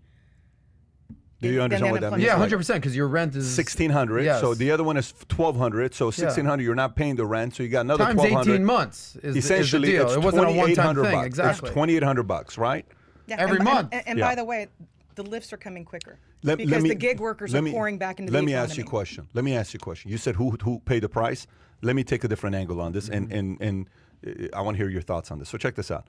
So during bad times, desperation, okay, when a person's desperate, you got two different types of people. The guy that's a worker who's always wanting to work and improve, is he going to work during bad times? Let me ask the question one more time. Hear me out, Kai, Adam, pay attention to what I'm saying. Hear me out what I'm saying. During good times, during bad times, good times, great times. The guy that's constantly a worker, a hustler, creative, innovative, wants to constantly improve whatever his situation is, does he do that during bad times? Yes. Does he do it during good times? Yes. Does he do it during great times? I would assume Yes. so, yes. Now watch this. The guy that's always trying to find a way, a shortcut to avoid work, doesn't want to watch. If you give him the easy way out, he's always going to take it. Yep. Does he work during bad times? Hell no. No, he'll take the Does free he lunch, he'll work take during good times? Maybe. Does he work during great times? It's all one big question The mark. point is, if you allow him to not work and take a shortcut to kick back, he will always take it. And if you allow the worker, the innovative, the creative guy to work, he will always take that option What as well. percentage of America is the first person versus the second person? We're gonna find out, aren't we? Which is why during the pandemic, the rich got so much richer and the poor got poorer. Very simple. Not because of the shutdown or any of that stuff. It's because during COVID, when I did a video a year ago. I said, let me put it to you. This is what's going to happen right now. There's going to be those during COVID that are going to get destroyed, and it's the majority. They're going to get destroyed, okay? Because they're going to be like, oh, it's not my fault. Oh, I can't believe what happened. Oh, I can't believe this. Then there's going to be the people in the middle that nothing changes, which means they stay the same. They just survive. They're like, I'm a survivor. I'm a survivor. It's just surviving for the rest of their life. All they do is, as long as they survive, they're good. Then there's the folks that are going to be like, dude, are you flipping kidding me? I'm going to go light it up right now. And they did. Not a little bit, a lot of it. Look what happened. Microsoft is officially a $2 trillion company now, right? Yep. A lot of wealth was made the last 12 months. So when you ask the question, who paid the price? Who won here? And we say, oh, the people that got the stimulus and the rent and all that stuff, they didn't win. They lost because their habits just officially got even worse. And it's officially in the next 12 months, their habits are going to be, what is that one thing you put that? Magnifying glass, you're magnified. saying. It's going to be magnified in ways that we've never seen we before. We will see. We're up to. Unfortunately. We're back up to 580,000 homeless in America. It's a tragedy. It's been rising since 2017. So we're going to see homelessness rise, and we're going to see people who lose everything, who don't want to work, get really mad. Remember, 3 in 9 kids have been helped by their parents. Adult children have been helped by their parents. during this pandemic. Record numbers of adults are living with their parents. I mean, these people, to Patrick, to your point, when you know in your bones the dignity and reward from working, you can never not work. You'll always do something. But if you don't know that in your bones, you've just destroyed a member of society. You've just taken a chink out of the economy. You've just destroyed future economic output by taking away the dignity and the reward from work. That just drives me insane to think about the fact that a simple common sense principle like that is not understood by a complete side. It's like, oh, it's unfair. Let me give the statistic that she just gave. This is a Fox Business story as well. 3 out of 10 parents, 33%, 3 out of 10, 3 out of 9 parents are supporting their children financially during the pandemic. 31% say they think they're supporting their children more now than they did before COVID, according to a new study of Bank of America. While nearly 1/3 of parents told Bank of America that they've been supporting their children monetarily, many also said they're willing to pay for major expenses of life events. 75% of current or future parents who responded to the survey said they'd be willing to pay for the child's college education. 74% said they'd be willing to pay for the child's wedding. 49% said they'd be willing to pay for child's cell phone bill. 44% said they'd pay for their child's rent. These are stats. 27% believe children will be financially cut off after they've secured their first job. 27%. So 1 in 4 parents says, I'm no longer going to support them, but the other one to support them. Pretty intense, by the way, on the standards, how low it is. According to Bank of America study, affluent respondents between the ages of 18 to 24 reportedly had investable assets that were between $50,000 to $1 million, while respondents above the age of 25 had investable assets between $100,000 to $1 million. The 3 money topics that were most taught to the respondents were bargain shopping, 65%, saving money, 64%, writing checks or balancing checkbooks, 60%. I'll read this last one here for those of you guys that like stats like some of us do. I'm sorry, Adam. But some popular money management skill parents said they want to teach their children include handling credit cards and credit card debt, 92%, saving money for retirement and investing, 90%, strategizing payments and money habits when funds are low, 89%, and setting a budget, 88%. Well, yeah, I mean, because there's the other story that these millennials are living paycheck to paycheck, making $100,000. I mean, hello. That's insane to think about. That means they can't budget. Yeah, and they're saying, I'm making, the whole 60% of millennials earning over $100,000 right now, saying they're living paycheck to paycheck, a Business Insider story. Yeah, how many of them are crazy? How many of them have their parents paying their rent on top of it all, or their cell phone bill? Give me a break. Let me ask you, when we were growing, I'm just curious to know, like yesterday, we had the greatest dinner last night with our team. We were at this steak house place, and I had our board meeting. I had everybody read the book Blue Ocean Strategy. This is my home office exec. It's the best executive team we've ever had. I had all my C-suite executives in, I had all my directors in. Everybody was required to read the book and give we went through the whole SWOT analysis, and then at the end, you had to give Blue Ocean. How can we be a blue ocean? And it was 10 hours of purely ideation. Last night we went to dinner, and we learned our controller, who is absolutely a ridiculous guy. His grandparents owned GNC.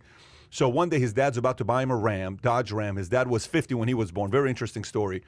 And he used to be the president of U.S. Steel Company in New York. So he tells his dad, Dad, if you don't buy me the brand new Ram, I'm going to join the Marines. He was 17 years old. He threatens his dad, okay? So his dad says, okay, son, no problem. His dad goes to the Marine recruiting station, gets it signed as a father because he's there. Oh, yeah.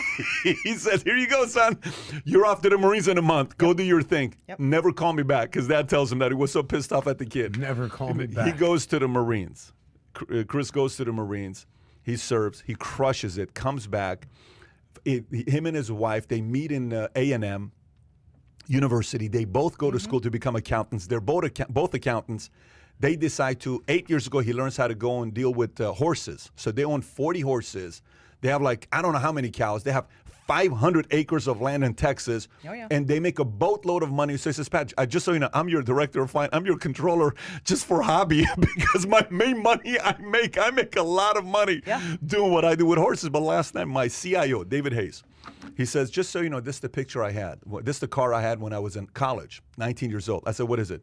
Brand new Porsche 911. Oh. I said, David, get out. He says, yeah. I said, were you spoiled? Yeah. I said, you being sarcastic? He said, no, I was spoiled. I said, your parents bought you a Porsche? He says, yeah, they bought me a brand new Porsche. I said, what the hell is going on here, right?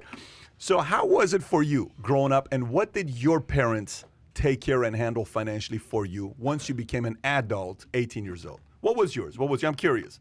What did they help you with financially at 18 years old? After 18? After. Oh, no, I was cut off at 16. Seriously? Yeah. So what does cut off mean? Explain cut off. Like, they give me no money whatsoever. So my mom handed me down, and so I got a scholarship in high school after 10th grade, so 10th, 11th, 12th, to go to like the ritziest private school in Miami Country Day. There's country days all over the country. I was a public school kid, and I was pretty good at sports. I got a sports scholarship all county to this high school, and I went there. And imagine me pulling up in the rust-colored Honda Accord, a 1984 Honda Accord, like the poorest kid in school by 1984 far. Honda Accord. I want to see Adam in it. Yeah, the color of rust. My mom got in a car accident. She gave me that car, and then basically I had this car. And it basically was one of those cars where the lights and the lights kind of open up. Oh, that's good. But one of the lights didn't open, so one was like it was kind of like that. Yeah. So they called the call blink. Hey, my baby, car can I was, yeah, take there you it out is. on a date? So imagine Matter of fact, me. that's his car. That's his car right there. It was the color of rust. Baby, so kind of you rust can color. drive my car. So I had one eye open, one eye shut, like Tom Cruise, and that's what I would pull into school in front with Range Rovers, BMWs, you know.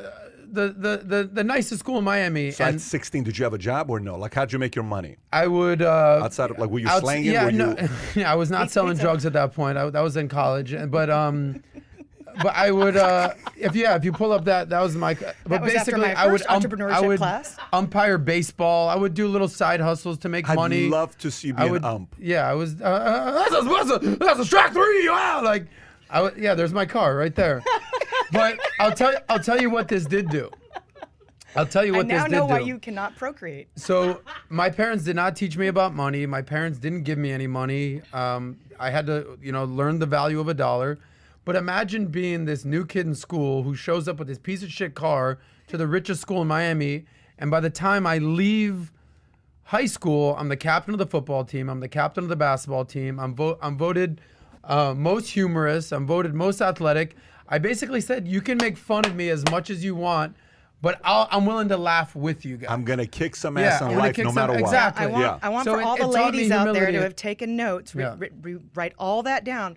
Adam's procreation resume is it's stout. It's good. But let me before I turn it over to Danielle, who's very pro Adam procreating. I appreciate that. Yes, I am. Hint, hint. The problem with school and sort of back to everything that this article summarizes is that we all go to school. We all take the same useless classes: algebra, biology, chemistry, trigonometry, wood shop, even. But they don't teach you money classes. Like, they don't teach you, again here, how to balance a budget, how to, deal with debt, credit cards, 92%. They don't teach you these skills. They teach you how to work. They teach you how to get a job, but they don't teach you what to do with the money when you get the damn job. Yep. And that's the problem. That's essentially what this article summarizes. There is a financial illiteracy crisis in this country. Absolutely. Tell us about your first What job. was yours like? What was yours like? When did your parents cut you off, or did they? So my first job first of all, I had my first job when I was 15, which Adam knows. Pizza. I lied on my job application. My first technical job. I said I was 16, even though I was 15. This is Queen Little Caesars right here. Yeah. And by the way, no car. I had no car. But when I got out of business school, it was the first and last time I ever had debt, ever. I had my student loans from getting my MBA. So I go off to Wall Street. I turned down a job with Arthur Andersen to become an accountant, and it was for more money. And they were going to put me up in corporate housing. They were going to pay for my last 9 hours to sit for my CPA. And I'm like, you know what? I'm just not a bean counter. I'm going off to Wall Street. I'm going to go in sales. So I get there. I'm making so little money that it covers my student loan payment and my rent, and that's it. So my mom is sending me $100 a month to get my dry cleaning out of Hawk. So, but the minute, when I it was probably 9 months in. What does that sound, by the way? You hear that sound? No. Okay. Probably when I'm 9 months in. Whatever. I paid off my student loans. I got a huge commission. That quickly? Commission check, and well, I was a rock star on Wall Street, honey. Hey, So, I mean, but I wasn't captain of the football team. So. well, you could have been. I feel like you could be captain of whatever you want to do in life. Captain of your own ship. So she pays off her I debt paid 9 off months my- in. and She's so- kicking ass on Wall Street. So that was it. So the minute my mom turned 50, I paid it forward. I flew her up to New York, took her to a day at Vidal Sassoon. We had a blast. It was the total How mother-daughter. old were you at that time when that happened? 27. 27. How sick is that, by the way? Let me ask you, Pat. 27. Yeah. And then I bought her a ranch outside of A&M. You bought? No joke. You like ranch dressing. Tried Iola, Texas. Google that. It's you can't even find it on a Ranch in map. Texas. So I know when And you. I helped I her didn't buy retire ranch, early. just so you No, know. when you were in high school and you were before the military, Yeah. I know that you had a 3.8 GPA. Oh, yeah. You were $40,000 in debt. Your dad paid it off. You were a privileged child. Extremely Well, privileged. tell us your story. No, you have to realize, I don't even know what allowance is. Like, when people talk about allowance, I don't know what allowance. My mom's never given me allowance. Like, I'm telling you, never. When I tell you never, I'm not kidding with you. I've never gotten an allowance. I've had to make my own money. When we went to Germany, I learned how to make my own money at 10 years old. From that moment on, I was going to find a way to get my hands on money. Minus selling drugs. Never sold drugs. Never sold anything illegal, although I come from a lineage of prohibition. What do you call it? Bootleggers. Bootleggers, Yeah. Bootleggers selling Moonshine. out. My uncle was put the one of the Kennedys on the best. map? Yep. One of the best. He was one of the best. He was the best. He was one of the best. He was the greatest bootlegger But, we've ever That was seen. JFK's father was a bootlegger. That's right. That's big how the one. Kennedy big family time. established Yes. itself. Yes. So I found a way to make money, and the first car I got was a 1979 Honda Accord, same as you, except 5 years. Honda Accord that would only go drive. It wouldn't go reverse. So we would have to park my buddies. That would probably that's the one. That's the one right there. Yellow. No, color? right there. No, go right there. You had it. Go back. 79. You had it. Go right there. Top left. That's the one. That's the one I had. Yellow, just like that. I mean, That was mine. You were killing it. You were Yeah, killing the I mean, game it was. back then. That's exactly the car I had, and it got to a point where it wouldn't drive past 35 miles, and my dad and I had to go drop it off to. We sold it for $500. We're driving out to a place to sell it. I went from Glendale all the way to Upland on 118 and 210 freeway, going 35 miles an hour in the furthest lane to the right. Just visualize that. I was fastest the so car would embarrassed. go. I'm like, just don't see me, you know. Got your flashers on. Yeah. So, but the point is, say that again. It's like Adam driving the go-kart. It's like Adam driving a go-kart. That's a great visual. Have you ever gotten a ticket for going too slow? I know you get tickets for going too You fast have, all the apparently. time. Yeah, my Honda Accord could only drive for a certain period of time. You know how you put the car in drive? Yeah. And you don't, if you, like, I would step on the gas pedal, the car would shut off. So I drove home 30 miles. Why is it so easy in to idle. believe that story? I actually believe it. Yeah, it was just. I believe you. So but- the point is, here's the point. I don't know the concept of supporting at the levels of people being supported today, right? But also, let me flip And they're it. destroying their kids. I also don't know what it is to be raised by parents who have access to the resources that others don't. Like, I don't know what it is to be. Okay. So say your last name is Obama. Say your last name is Trump. Say your last name is Kennedy. Say your last name is Vanderbilt. Say your last name is Gates or any of that. I don't know what it is to have that last name either. So to be fair for both sides, what do you do if you're $1 billion? What do you do with the kids? There's also that challenge Well, as what well. do you do with your kids? I mean, you're well off. I mean, you're going to send your kids to nice schools. You're going to, how are you going to, what do you do with your kids? There's an answer for this because I've got a 17-year-old and a 15-year-old who are at boarding school. So you put money on their debit card, and it's a once-a-month thing.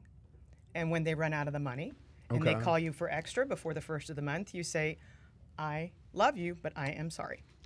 All right, Figure but it you're out. putting money on their cards. You're giving them money or an allowance. To what age? To what age are you going to do that? Probably through college.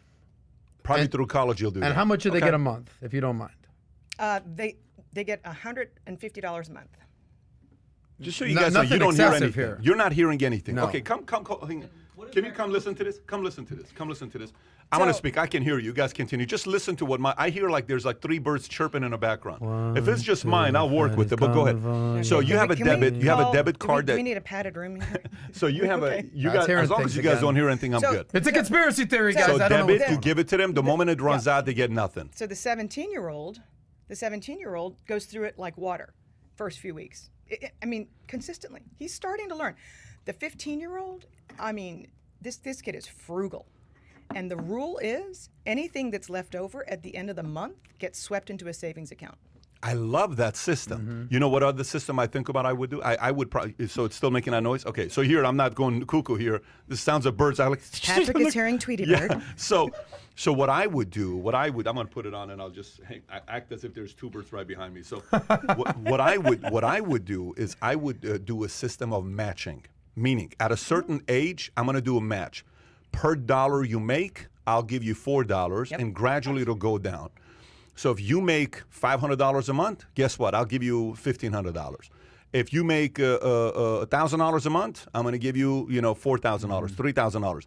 Same in college. In college, it's going to be match, one like a 401k. You know Like how a it is? I match. 401k. Yeah, I'm going to do it like that. So you bring money home, buddy, no problem. Here you go. You bring $2,000, I'll match you $2,000. You bring $1,000, I'll match you $1,000. But you got to bring yours in as well. Positive reinforcement. And then eventually, there's going to be a certain level of money set aside in an account. They have a choice on what they want to do with it. Yep. And if you want to use that money to buy a house, great. If you want to use that money to run a business, great. If you want to use that money to go to college, great. You have a certain set of money that you're dealing with. But it's a involved situation, not a you got to do your part as well. Now, here's what I'm thinking, what I'm understanding here is because you got no money, like you said, and no allowance. I didn't get anything. Adam is planning for procreation. Yeah, here. I am. But you're all using waiting like clearly you're giving your kids money, $150 a month. Clearly you're willing to do something for your kids, but with the understanding that this is a lesson. There's some learning going on here. You're going to learn how to save. You're going to learn how to budget. You're going to get money because you did things the right way. You're not just going to be gifted money. You're around my silver kids. spoon effect. Are my kids silver spoon-fed with me? No. How are they with me? Even though these guys have a father that can probably buy them a lot of things. Is it a pretty low standard kickback No, show? they have to read. They have to do their shots. There's it's two ends of this spectrum here. Set up standards on what they got to do. Exactly. You do that, we're going to have a good time together. We'll have a great relationship together. If you don't, the bank is closed. It's that simple. There is no bank. I mean, you sat with the TV, a broken TV for 6 months because Santa threw something at the TV. Intentionally. Yeah. Intentionally. I go to the Ben David house, I'm thinking, this guy can't even afford a TV. On a broken TV with a hole inside of it. I want you to watch this cartoon. Daddy, I don't like that hole. Next time, don't break your TV. Yeah. Right? Freaking. So basically, you're willing to But you give. taught them discipline and self-control. But I love these guys, man. They're like my world. This morning, I was late because I went downstairs, and Senna's like, she says, Daddy, homie, Daddy. She doesn't say hold me. She says, homie. So I pick her up. I'm like, homie. So I said, how was your day in school? Daddy, school wasn't good. Why wasn't school good? I don't like the swimming pool because I don't like to swim in that pool. Why don't you like to swim in that pool? Chlorine hurts my eyes. It hurts my. I'm like, you freaking. She knows how to do it. And I'm talking to Tico. We're trying to figure out where to put Tico. Like, so Tico, what sport do you want to take? I want to take a comic book sport class. What? I don't even know what the hell that is. Has he been listening to Joe Biden define infrastructure? It's a sport. He says, I want to take a coding class where I can make movies. I'm like, interesting. So do you want to take any like baseball, football, basketball? No. But you know what? I wouldn't mind taking a reading class where we all sit together and read. I'm like, freaking love this scientist. That's why he's going to be a scientist. And then Dylan's like, I want to take track to beat everybody. Yeah. Awesome. Go Dylan's playing football, basketball, soccer. It's so interesting. By the way, one of the best experiences we've ever had, it was with our kids' elementary school, public school, was we were assigned once a year a book to read as a family. You sit down and read a book out loud. What school is that? Give a shout out to that school. That's a great school. Armstrong Elementary, Eagles. Freaking private or public? Public. Get out of here. This is Texas? Yeah. Fantastic. Like that's props. Family reading. Oh, that is props, man. I mean, you put that on Twitter, I'll retweet it. Those are the stories that I've got to get you on Twitter more, by the way. Yeah, I'm not that active on Twitter. I try to do. I tell you all the time. You got to get more. All the time. I'm like, Pat, enough's enough. Freaking Adam tweets once a month. Adam tweets once a month. That's Adam. Our friend Phil Heath is like, oh, so what's up, bro? We're gonna hang out all day. Then you're gonna pretend you don't follow me back on Twitter. I go, hold on, what? Phil Heath, you know who we're talking about? 7-time Mr. Olympia. We hang out all day. We have a great time. We go to lunch. You know, he's I don't want to say anything. Yeah. But he goes, so we're gonna hang out all day. You're gonna act like I didn't follow you on Twitter. Not gonna follow me back. I'm like, dude, I swear. Probably not a guy you want to piss off. I know. I go, Mr. Heath. Sitting there with 23-inch guns. With due respect, I didn't see you. I didn't check Twitter. I don't know if you want to piss that guy off. I don't know if you want to piss that guy off. Okay, so Nassim Taleb. I don't know if you like him or not. Have you read his book? Swan. Black Swan, Anti-Fragile, skin in the game. He says, if you want to go to page 8, Adam, page 8, he says, Bitcoin is worth zero and there's no evidence that blockchain is a useful technology. Black Swan author Nassim Taleb says this is a Business Insider story. He also said there's no evidence that blockchain is useful technology. In a new paper, Taleb laid out 4 key arguments against cryptocurrency. Bitcoin failed to satisfy the notion of currency without government. In fact, he said Bitcoin proved to not even be a currency at all. Number 2, Bitcoin can neither be a short nor long-term store of value. He used the famous juxtaposition of gold versus Bitcoin, which he said was poor comparison, to illustrate his point. And final 2 points, argued that Bitcoin is not a reliable inflation hedge, contrary to some analysts' views, and is not a safe haven for investments, whether meant to protect against government tyranny or other catastrophes. Thoughts? Do you agree or no? Are you more, yes, I agree with them, or are you more, no, I don't agree with them? I'm more, the market agrees with him. The market agrees with them. Well, last I checked, it was not exactly 65,000 anymore. Look, somebody who was here in the office today, working with me earlier this morning, said, Danielle, I want to thank you. I said, why? She said, last time you were here in Florida, you said, I understand everybody likes to own cryptocurrencies, but take your cost basis off the table and just let your profits run. That way, if anybody ever asks you, you can always say, I never lost a penny. Yep. She's like, you saved me $3,000, and $3,000 is a lot in my world, and I just want to thank you. Because I let the profits run, but I took my cost basis off the table. Thank you, Danielle. And I said, anything Good for them for doing that, by the way. Good for, sell discipline is very critical. Can you explain what cost basis means for somebody that's listening? You put $500 into, you spent $500 on Bitcoin. Yep. And now it's worth $3,000. So you take the $500 off. That's right. And that way you say, I never lost a dime. That's right. Yeah. If it was volatile, fine. If it was speculative, fine. Whatever. I'm good to go. I didn't lose a penny. Call it a day. And So- you wake up, you look at your, she's not an investor. She's not going to follow Bit. She said Now, let me give you the opposing side. One day I woke up and it was like, damn, it went from 65 to 30. A lot of smart people are saying it's going to get to $250,000. It's going to get to $1 million. I hear So them. what is more likely, Bitcoin to go to 1,000 or Bitcoin to go to $1 million? I would say 1,000. What are you going to say? I think it's Up? up. You think it's I don't gonna- know. You asked I the mean, a question. million. You asked the question to Danielle. Am I more likely to agree or disagree with Nassim Taleb right here? Yeah. Well, are you- I'm taking the disagree side Okay. of this. So you interviewed Pomp. Yep. Anthony Pompliano. Yep. I had the opportunity to go down to the Bitcoin conference and interview him a couple weeks ago. Smart guy, sharp guy, similar age. We kind of vibed. And this is the type of thing that I think we need our valuetainment. Someone like a Pompliano debating this Nassim Taleb character, and let's find out what the actual truth is right here, because this is just simply his opinion. Because based on what he's saying here, there's hundreds of thousands of people and maybe even dozens of experts, let's say, willing to debate every single point he made and why he's wrong. Like the fact that you can say that, okay, 99,000 are on my Twitter blockchain feed. technology, quote unquote, has not proven to, what does he say exactly? There's no evidence that blockchain is useful technology. Here's the debate that I'm basically bringing up. You constantly hear some of these cryptos, the Dogecoins of the world, or the Shimu Inus, or whatever. Maybe they're not here for the long stay, but you only hear that Bitcoin's not going anywhere, and blockchain technology is certainly not going anywhere. And these smart contracts So you and know, everything. Nassim Taleb is a genius guy. I'm sure he is. His Can you assessment's pull up a been graph of very Bitcoin? accurate over the years. Okay. So for a guy like that to make a comment, you have to give him credence. This doesn't mean you have to agree with him, but you have to give him credence on the argument he's making. I agree. Okay. That's why we're talking about So him. I agree. I want to pose a question to both of you. Go for it. Let's look at the chart. Yep. Is Bitcoin a store of value the way you would think of a currency as being someplace you can store value? Well, I'll use like the trending internet joke about Bitcoin to prove your point. Yeah, I bought Bitcoin. I got it at 35,000. Yeah, well now it's 31,000. No, it's 48,000. No, it's 22,000. And the definition of store value is something that stores value and stays around the same rate, right? Stable. Stability it's is the stable. word. So to be specific, no, it is not a store of value. However, let me just bring up one point and then go back to you, Danielle. If you said a year ago, Bitcoin went from 35 down to 33, oh my God, it went from 6. It's like it was at less than $10,000. $9,000, yeah. So what are we talking about here? It's skyrocketed over the last year, and the fact that it's having a bad few months, all right, and I'm sure it'll have a good few months in a few months. That's why they say it's so volatile. So Larry Fink is basically BlackRock. I'm listening to him on Bloomberg TV this morning, and he's basically reiterating what Nassim said. Saying the same thing as well. Yeah. And BlackRock, I think they have like $8 trillion of AUM. They're ridiculous. Yeah, BlackRock is cream of the crop. Yes. Yeah. They're at the top. So Not to be confused with Blackstone. Yeah. But here's the thing that we have to also realize as well and put some weight behind it.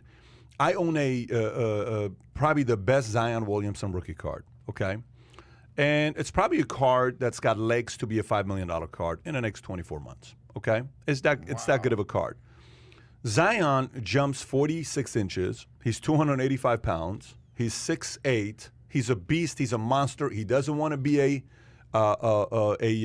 Pelican anymore. He's not happy with the team. Really? He just announced it a couple of days ago, which means he probably wants to be traded to the Knicks sooner rather than later. He wants to go out and run with Randall. Let's just say he wants to be a Knick. He said it before. He goes there, say he does something special, okay? That's a $5 million card. I want to believe this guy's going to dominate because I have vested interest in him having an incredible career, right? But I also know that his body and his style of play could get him hurt to the point where that card goes from whatever I paid for, $350,000, that card could go down to $150,000, $100,000, and I take a big hit, right? Okay.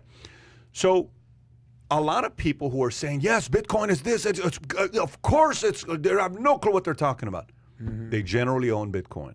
And a lot of people that are saying, there's no way in the world Bitcoin, there's no value that it has, they also probably don't own Bitcoin, right?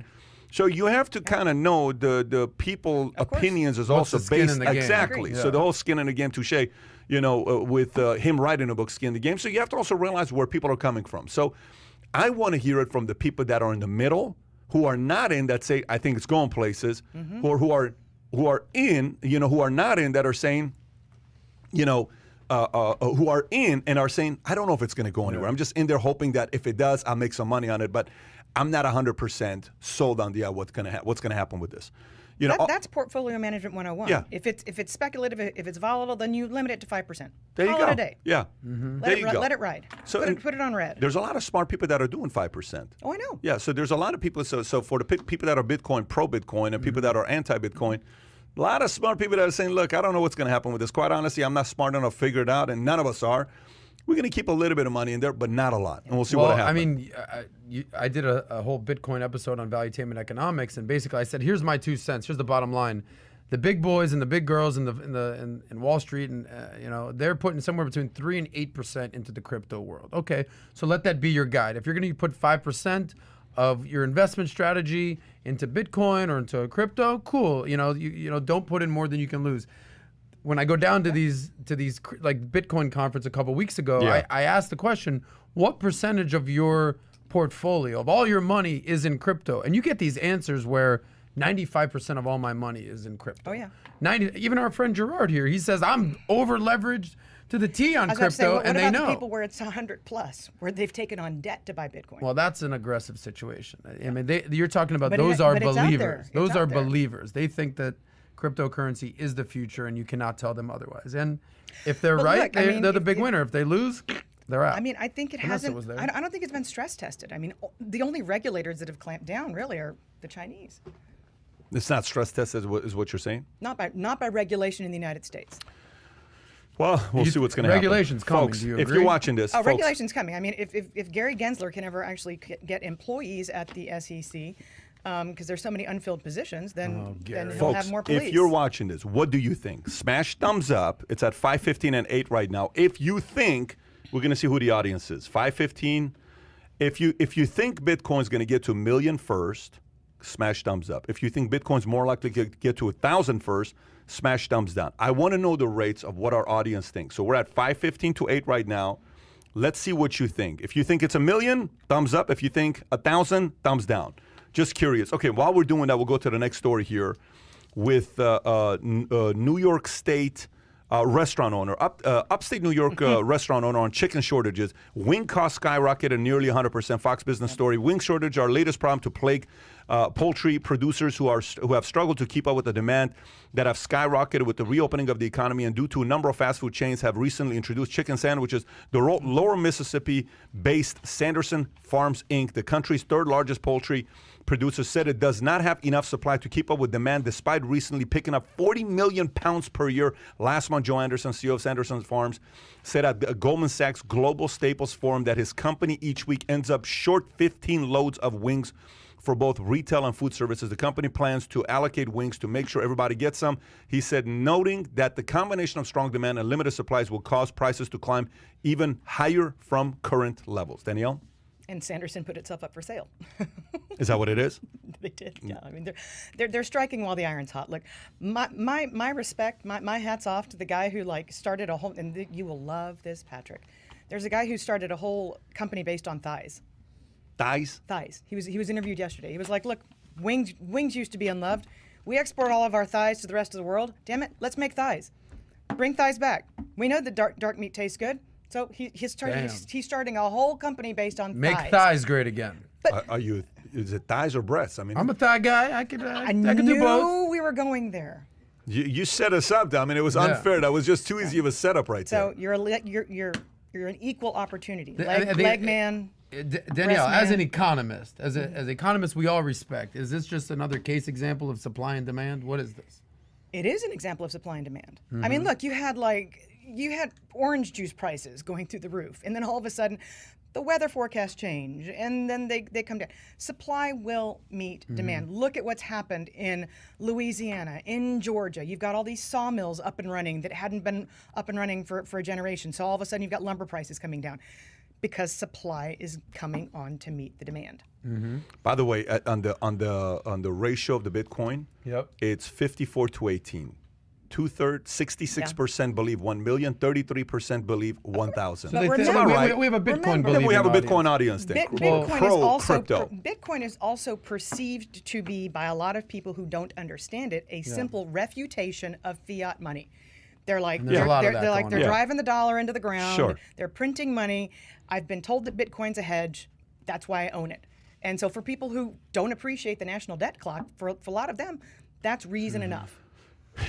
With this wing thing, just to give a little recap, I don't think that this wing thing and this thigh thing and you're a breast man or a leg man, I think just put it all out there. It's not that big of a deal right now because we're not in football season. If it's football season and there's no wings at your local sports bar, now you're going to have a problem. Adam, okay? It doesn't take that long to get a chicken. And if there's no hot dogs during baseball season, we got a problem.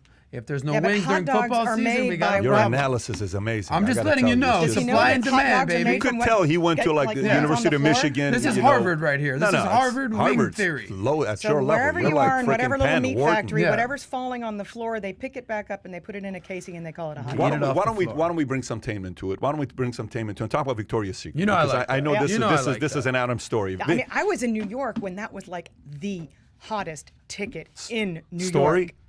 No, the runway show. Fashion show. Oh yeah, the fashion show. Oh yeah.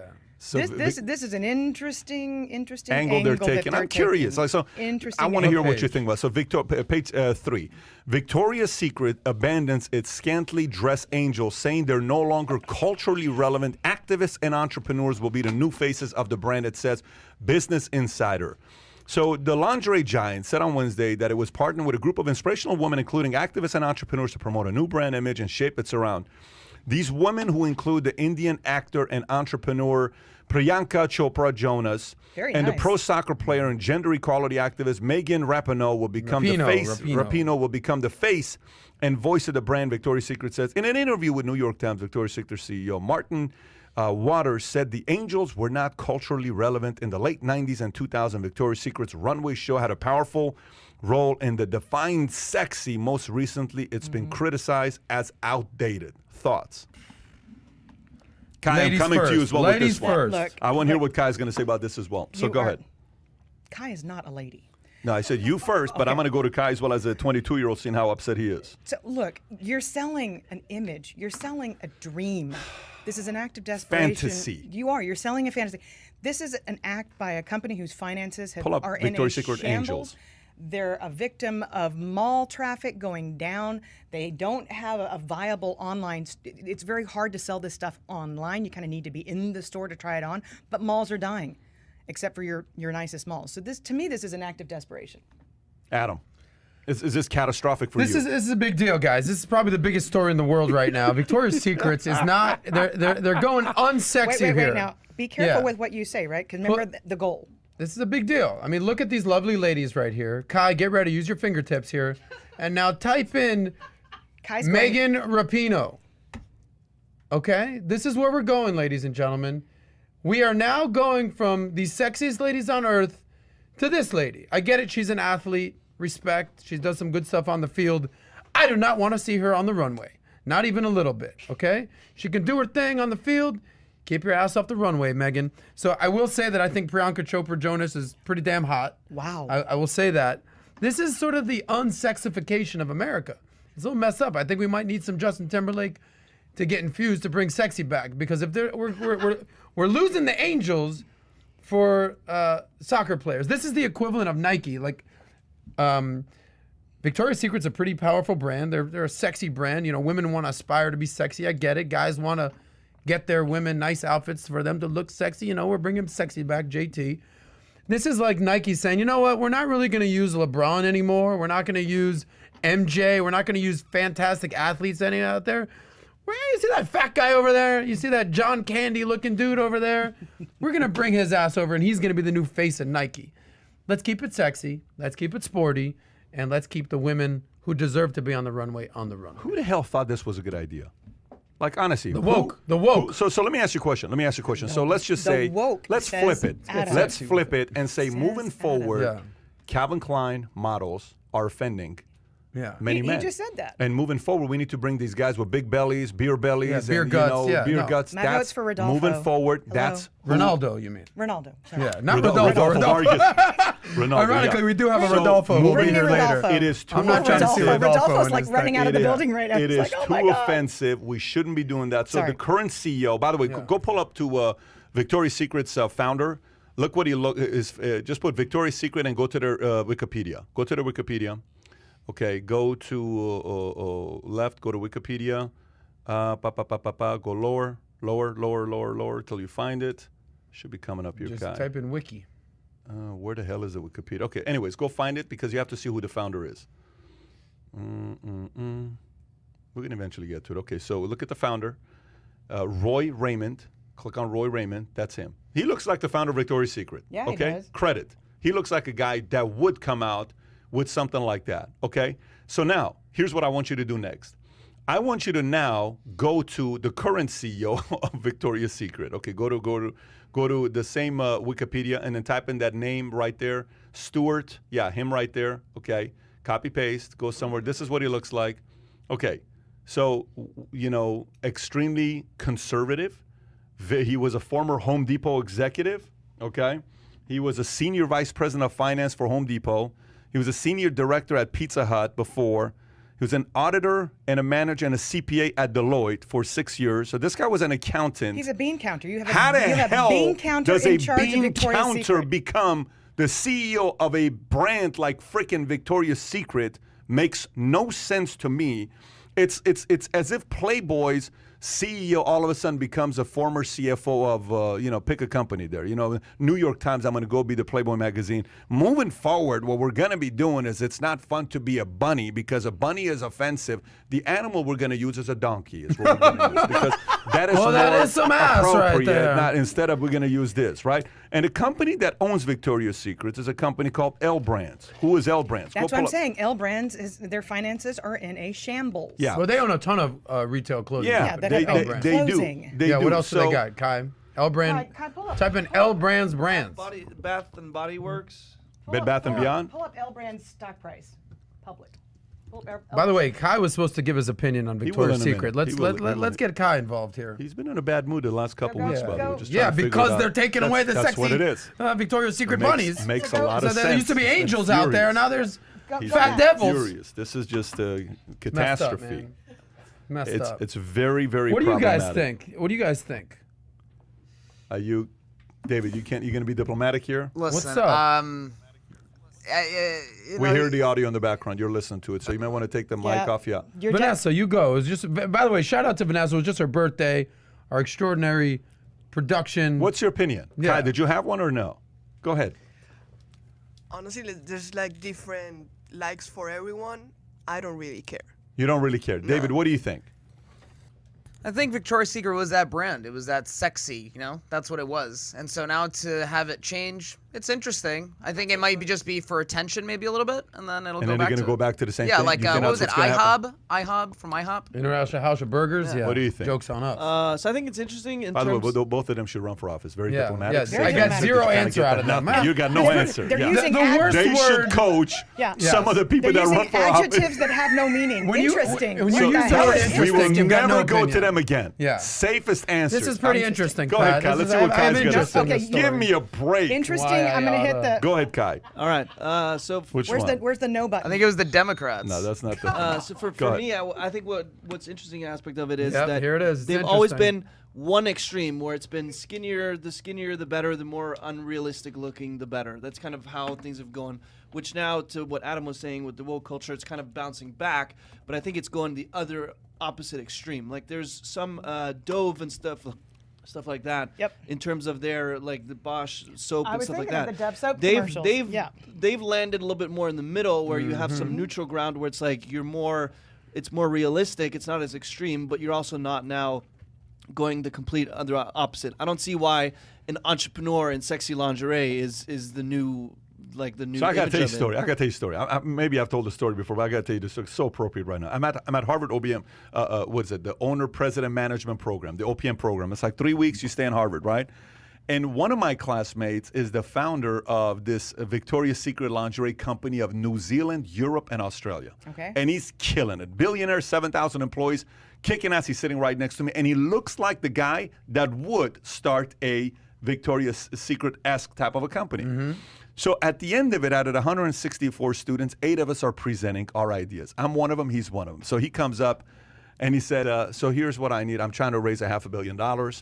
And here's what my products are. He shows the products. He says, here's this product, here's that product. Here's what we said. This is our best-selling product. The whole, strings going down, all this. And he just got some legit stuff. He says, and by the way, very monotone guy says, but to be honest with you, this doesn't do it service. I think it's important for all you guys to visually see what all this work looks like on somebody. Can I please have my helpers show up? 8 girls walk up at what I'm Harvard, talking about. half naked. Yeah. Lynetta, who was running the whole show, she panics. She runs This around. is market research here, She guys. runs around, takes her jacket. You guys can't do this. This is going to be all over the news. You guys can't do this. Trying to cover these girls This up. is Harvard. And you see students are like, we want to see the product. Product placement. We want to see I the want to look product. and touch and feel the And product. then he says, so if you like the product, that's why I need $500 million. Invest Yeah. with me. He went off the stage. He ended up winning just Yeah, of because course. Hello. he fooled everybody. Guys. But I Shock tell factor. you, Harvard was so flippin' nervous because of this whole thing. Like, Can oh you my imagine? gosh, God forbid. So, anyways, I don't know what direction they're going. I don't know what's going to happen. All I know is when you dramatically change the philosophy of your business and you dramatically change your customer, like, what's rule number 1 of business? Know your customer. Yep. You officially change your customer. When Jerry Springer went from his show, Jerry Springer says, I don't want to be this guy that's going around talking about fights and people jumping on top of each other. I'm a smart guy. I was a former mayor of Cincinnati. I have opinions. I want to be like more Oprah Winfrey. They went that direction. Ratings dropped catastrophically. His producer says, dude, you're not Oprah. You are Jerry Springer. He's the daddy. He's not the daddy. That's who you are. Because they knew their customer. These guys are screwing up, not knowing who the customer is. I don't know. I just don't think it's smart in a business sense. Let me say, from a business perspective, we all have certain principles. There's certain, truths in business. And number 1 is sex sells. Don't be scared of that. Sex sells. Number 2, stay in your lane. You're the sexy company. You're Victoria's Secrets. Yeah. Sex sells. Stay sexy, baby. Don't bring sexy back. Keep staying sexy. Man, you and are, last but you not, are hitting it today. Stay sexy. And last but not least, the riches are in the niches. If you're in the sexy niche, stay sexy, baby. That's all I'm trying to say. All right, we- Victoria's we- one Secret. thing, we you know likely- a good comparison for this? You know how like with food when they advertise what a burger looks like for McDonald's versus what it really looks like? Yeah. And you have like hot wings or whatever. Yeah. It's kind of like instead of taking the picture of what what their commercials are. They should just take it like when you open up a frozen bag of wings and dump it on the in whatever, a bowl or something. They should just start advertising that. That's kind of. But they're running out of wings, guys. By the way, do me a favor, Demand. pull up the logos real quick. A lot of you guys send the logos. I want to tell you, we have it here. We're looking at it, and if you can pull it up. Kai, what I want you to do next time, these are a bunch, we need a logo for this podcast. What we need, Kai, is for you to put a number behind it, because like this, no one can say top right, top left, whatever. So next time, put a number, and we'll come back to it. And if anybody else has a logo they want to post, share with us. Go on my Twitter account, put hashtag PBD Podcast, PBD Podcast. We're taking logos for the podcast, and the winner, we're going to give you $500. We are still accepting it. So, Kai, let's make sure we put some numbers behind this here. Are we doing podcast next week or no? Are we on next Tuesday, 9 o'clock? Tuesday, 9 a.m., back to the same schedule as well. Folks, if you enjoyed Danielle being here, you want to see her back, click that subscribe button and the thumbs up. Take care, everybody. Bye-bye. Bye-bye. Happy bye-bye. birthday, Virginia.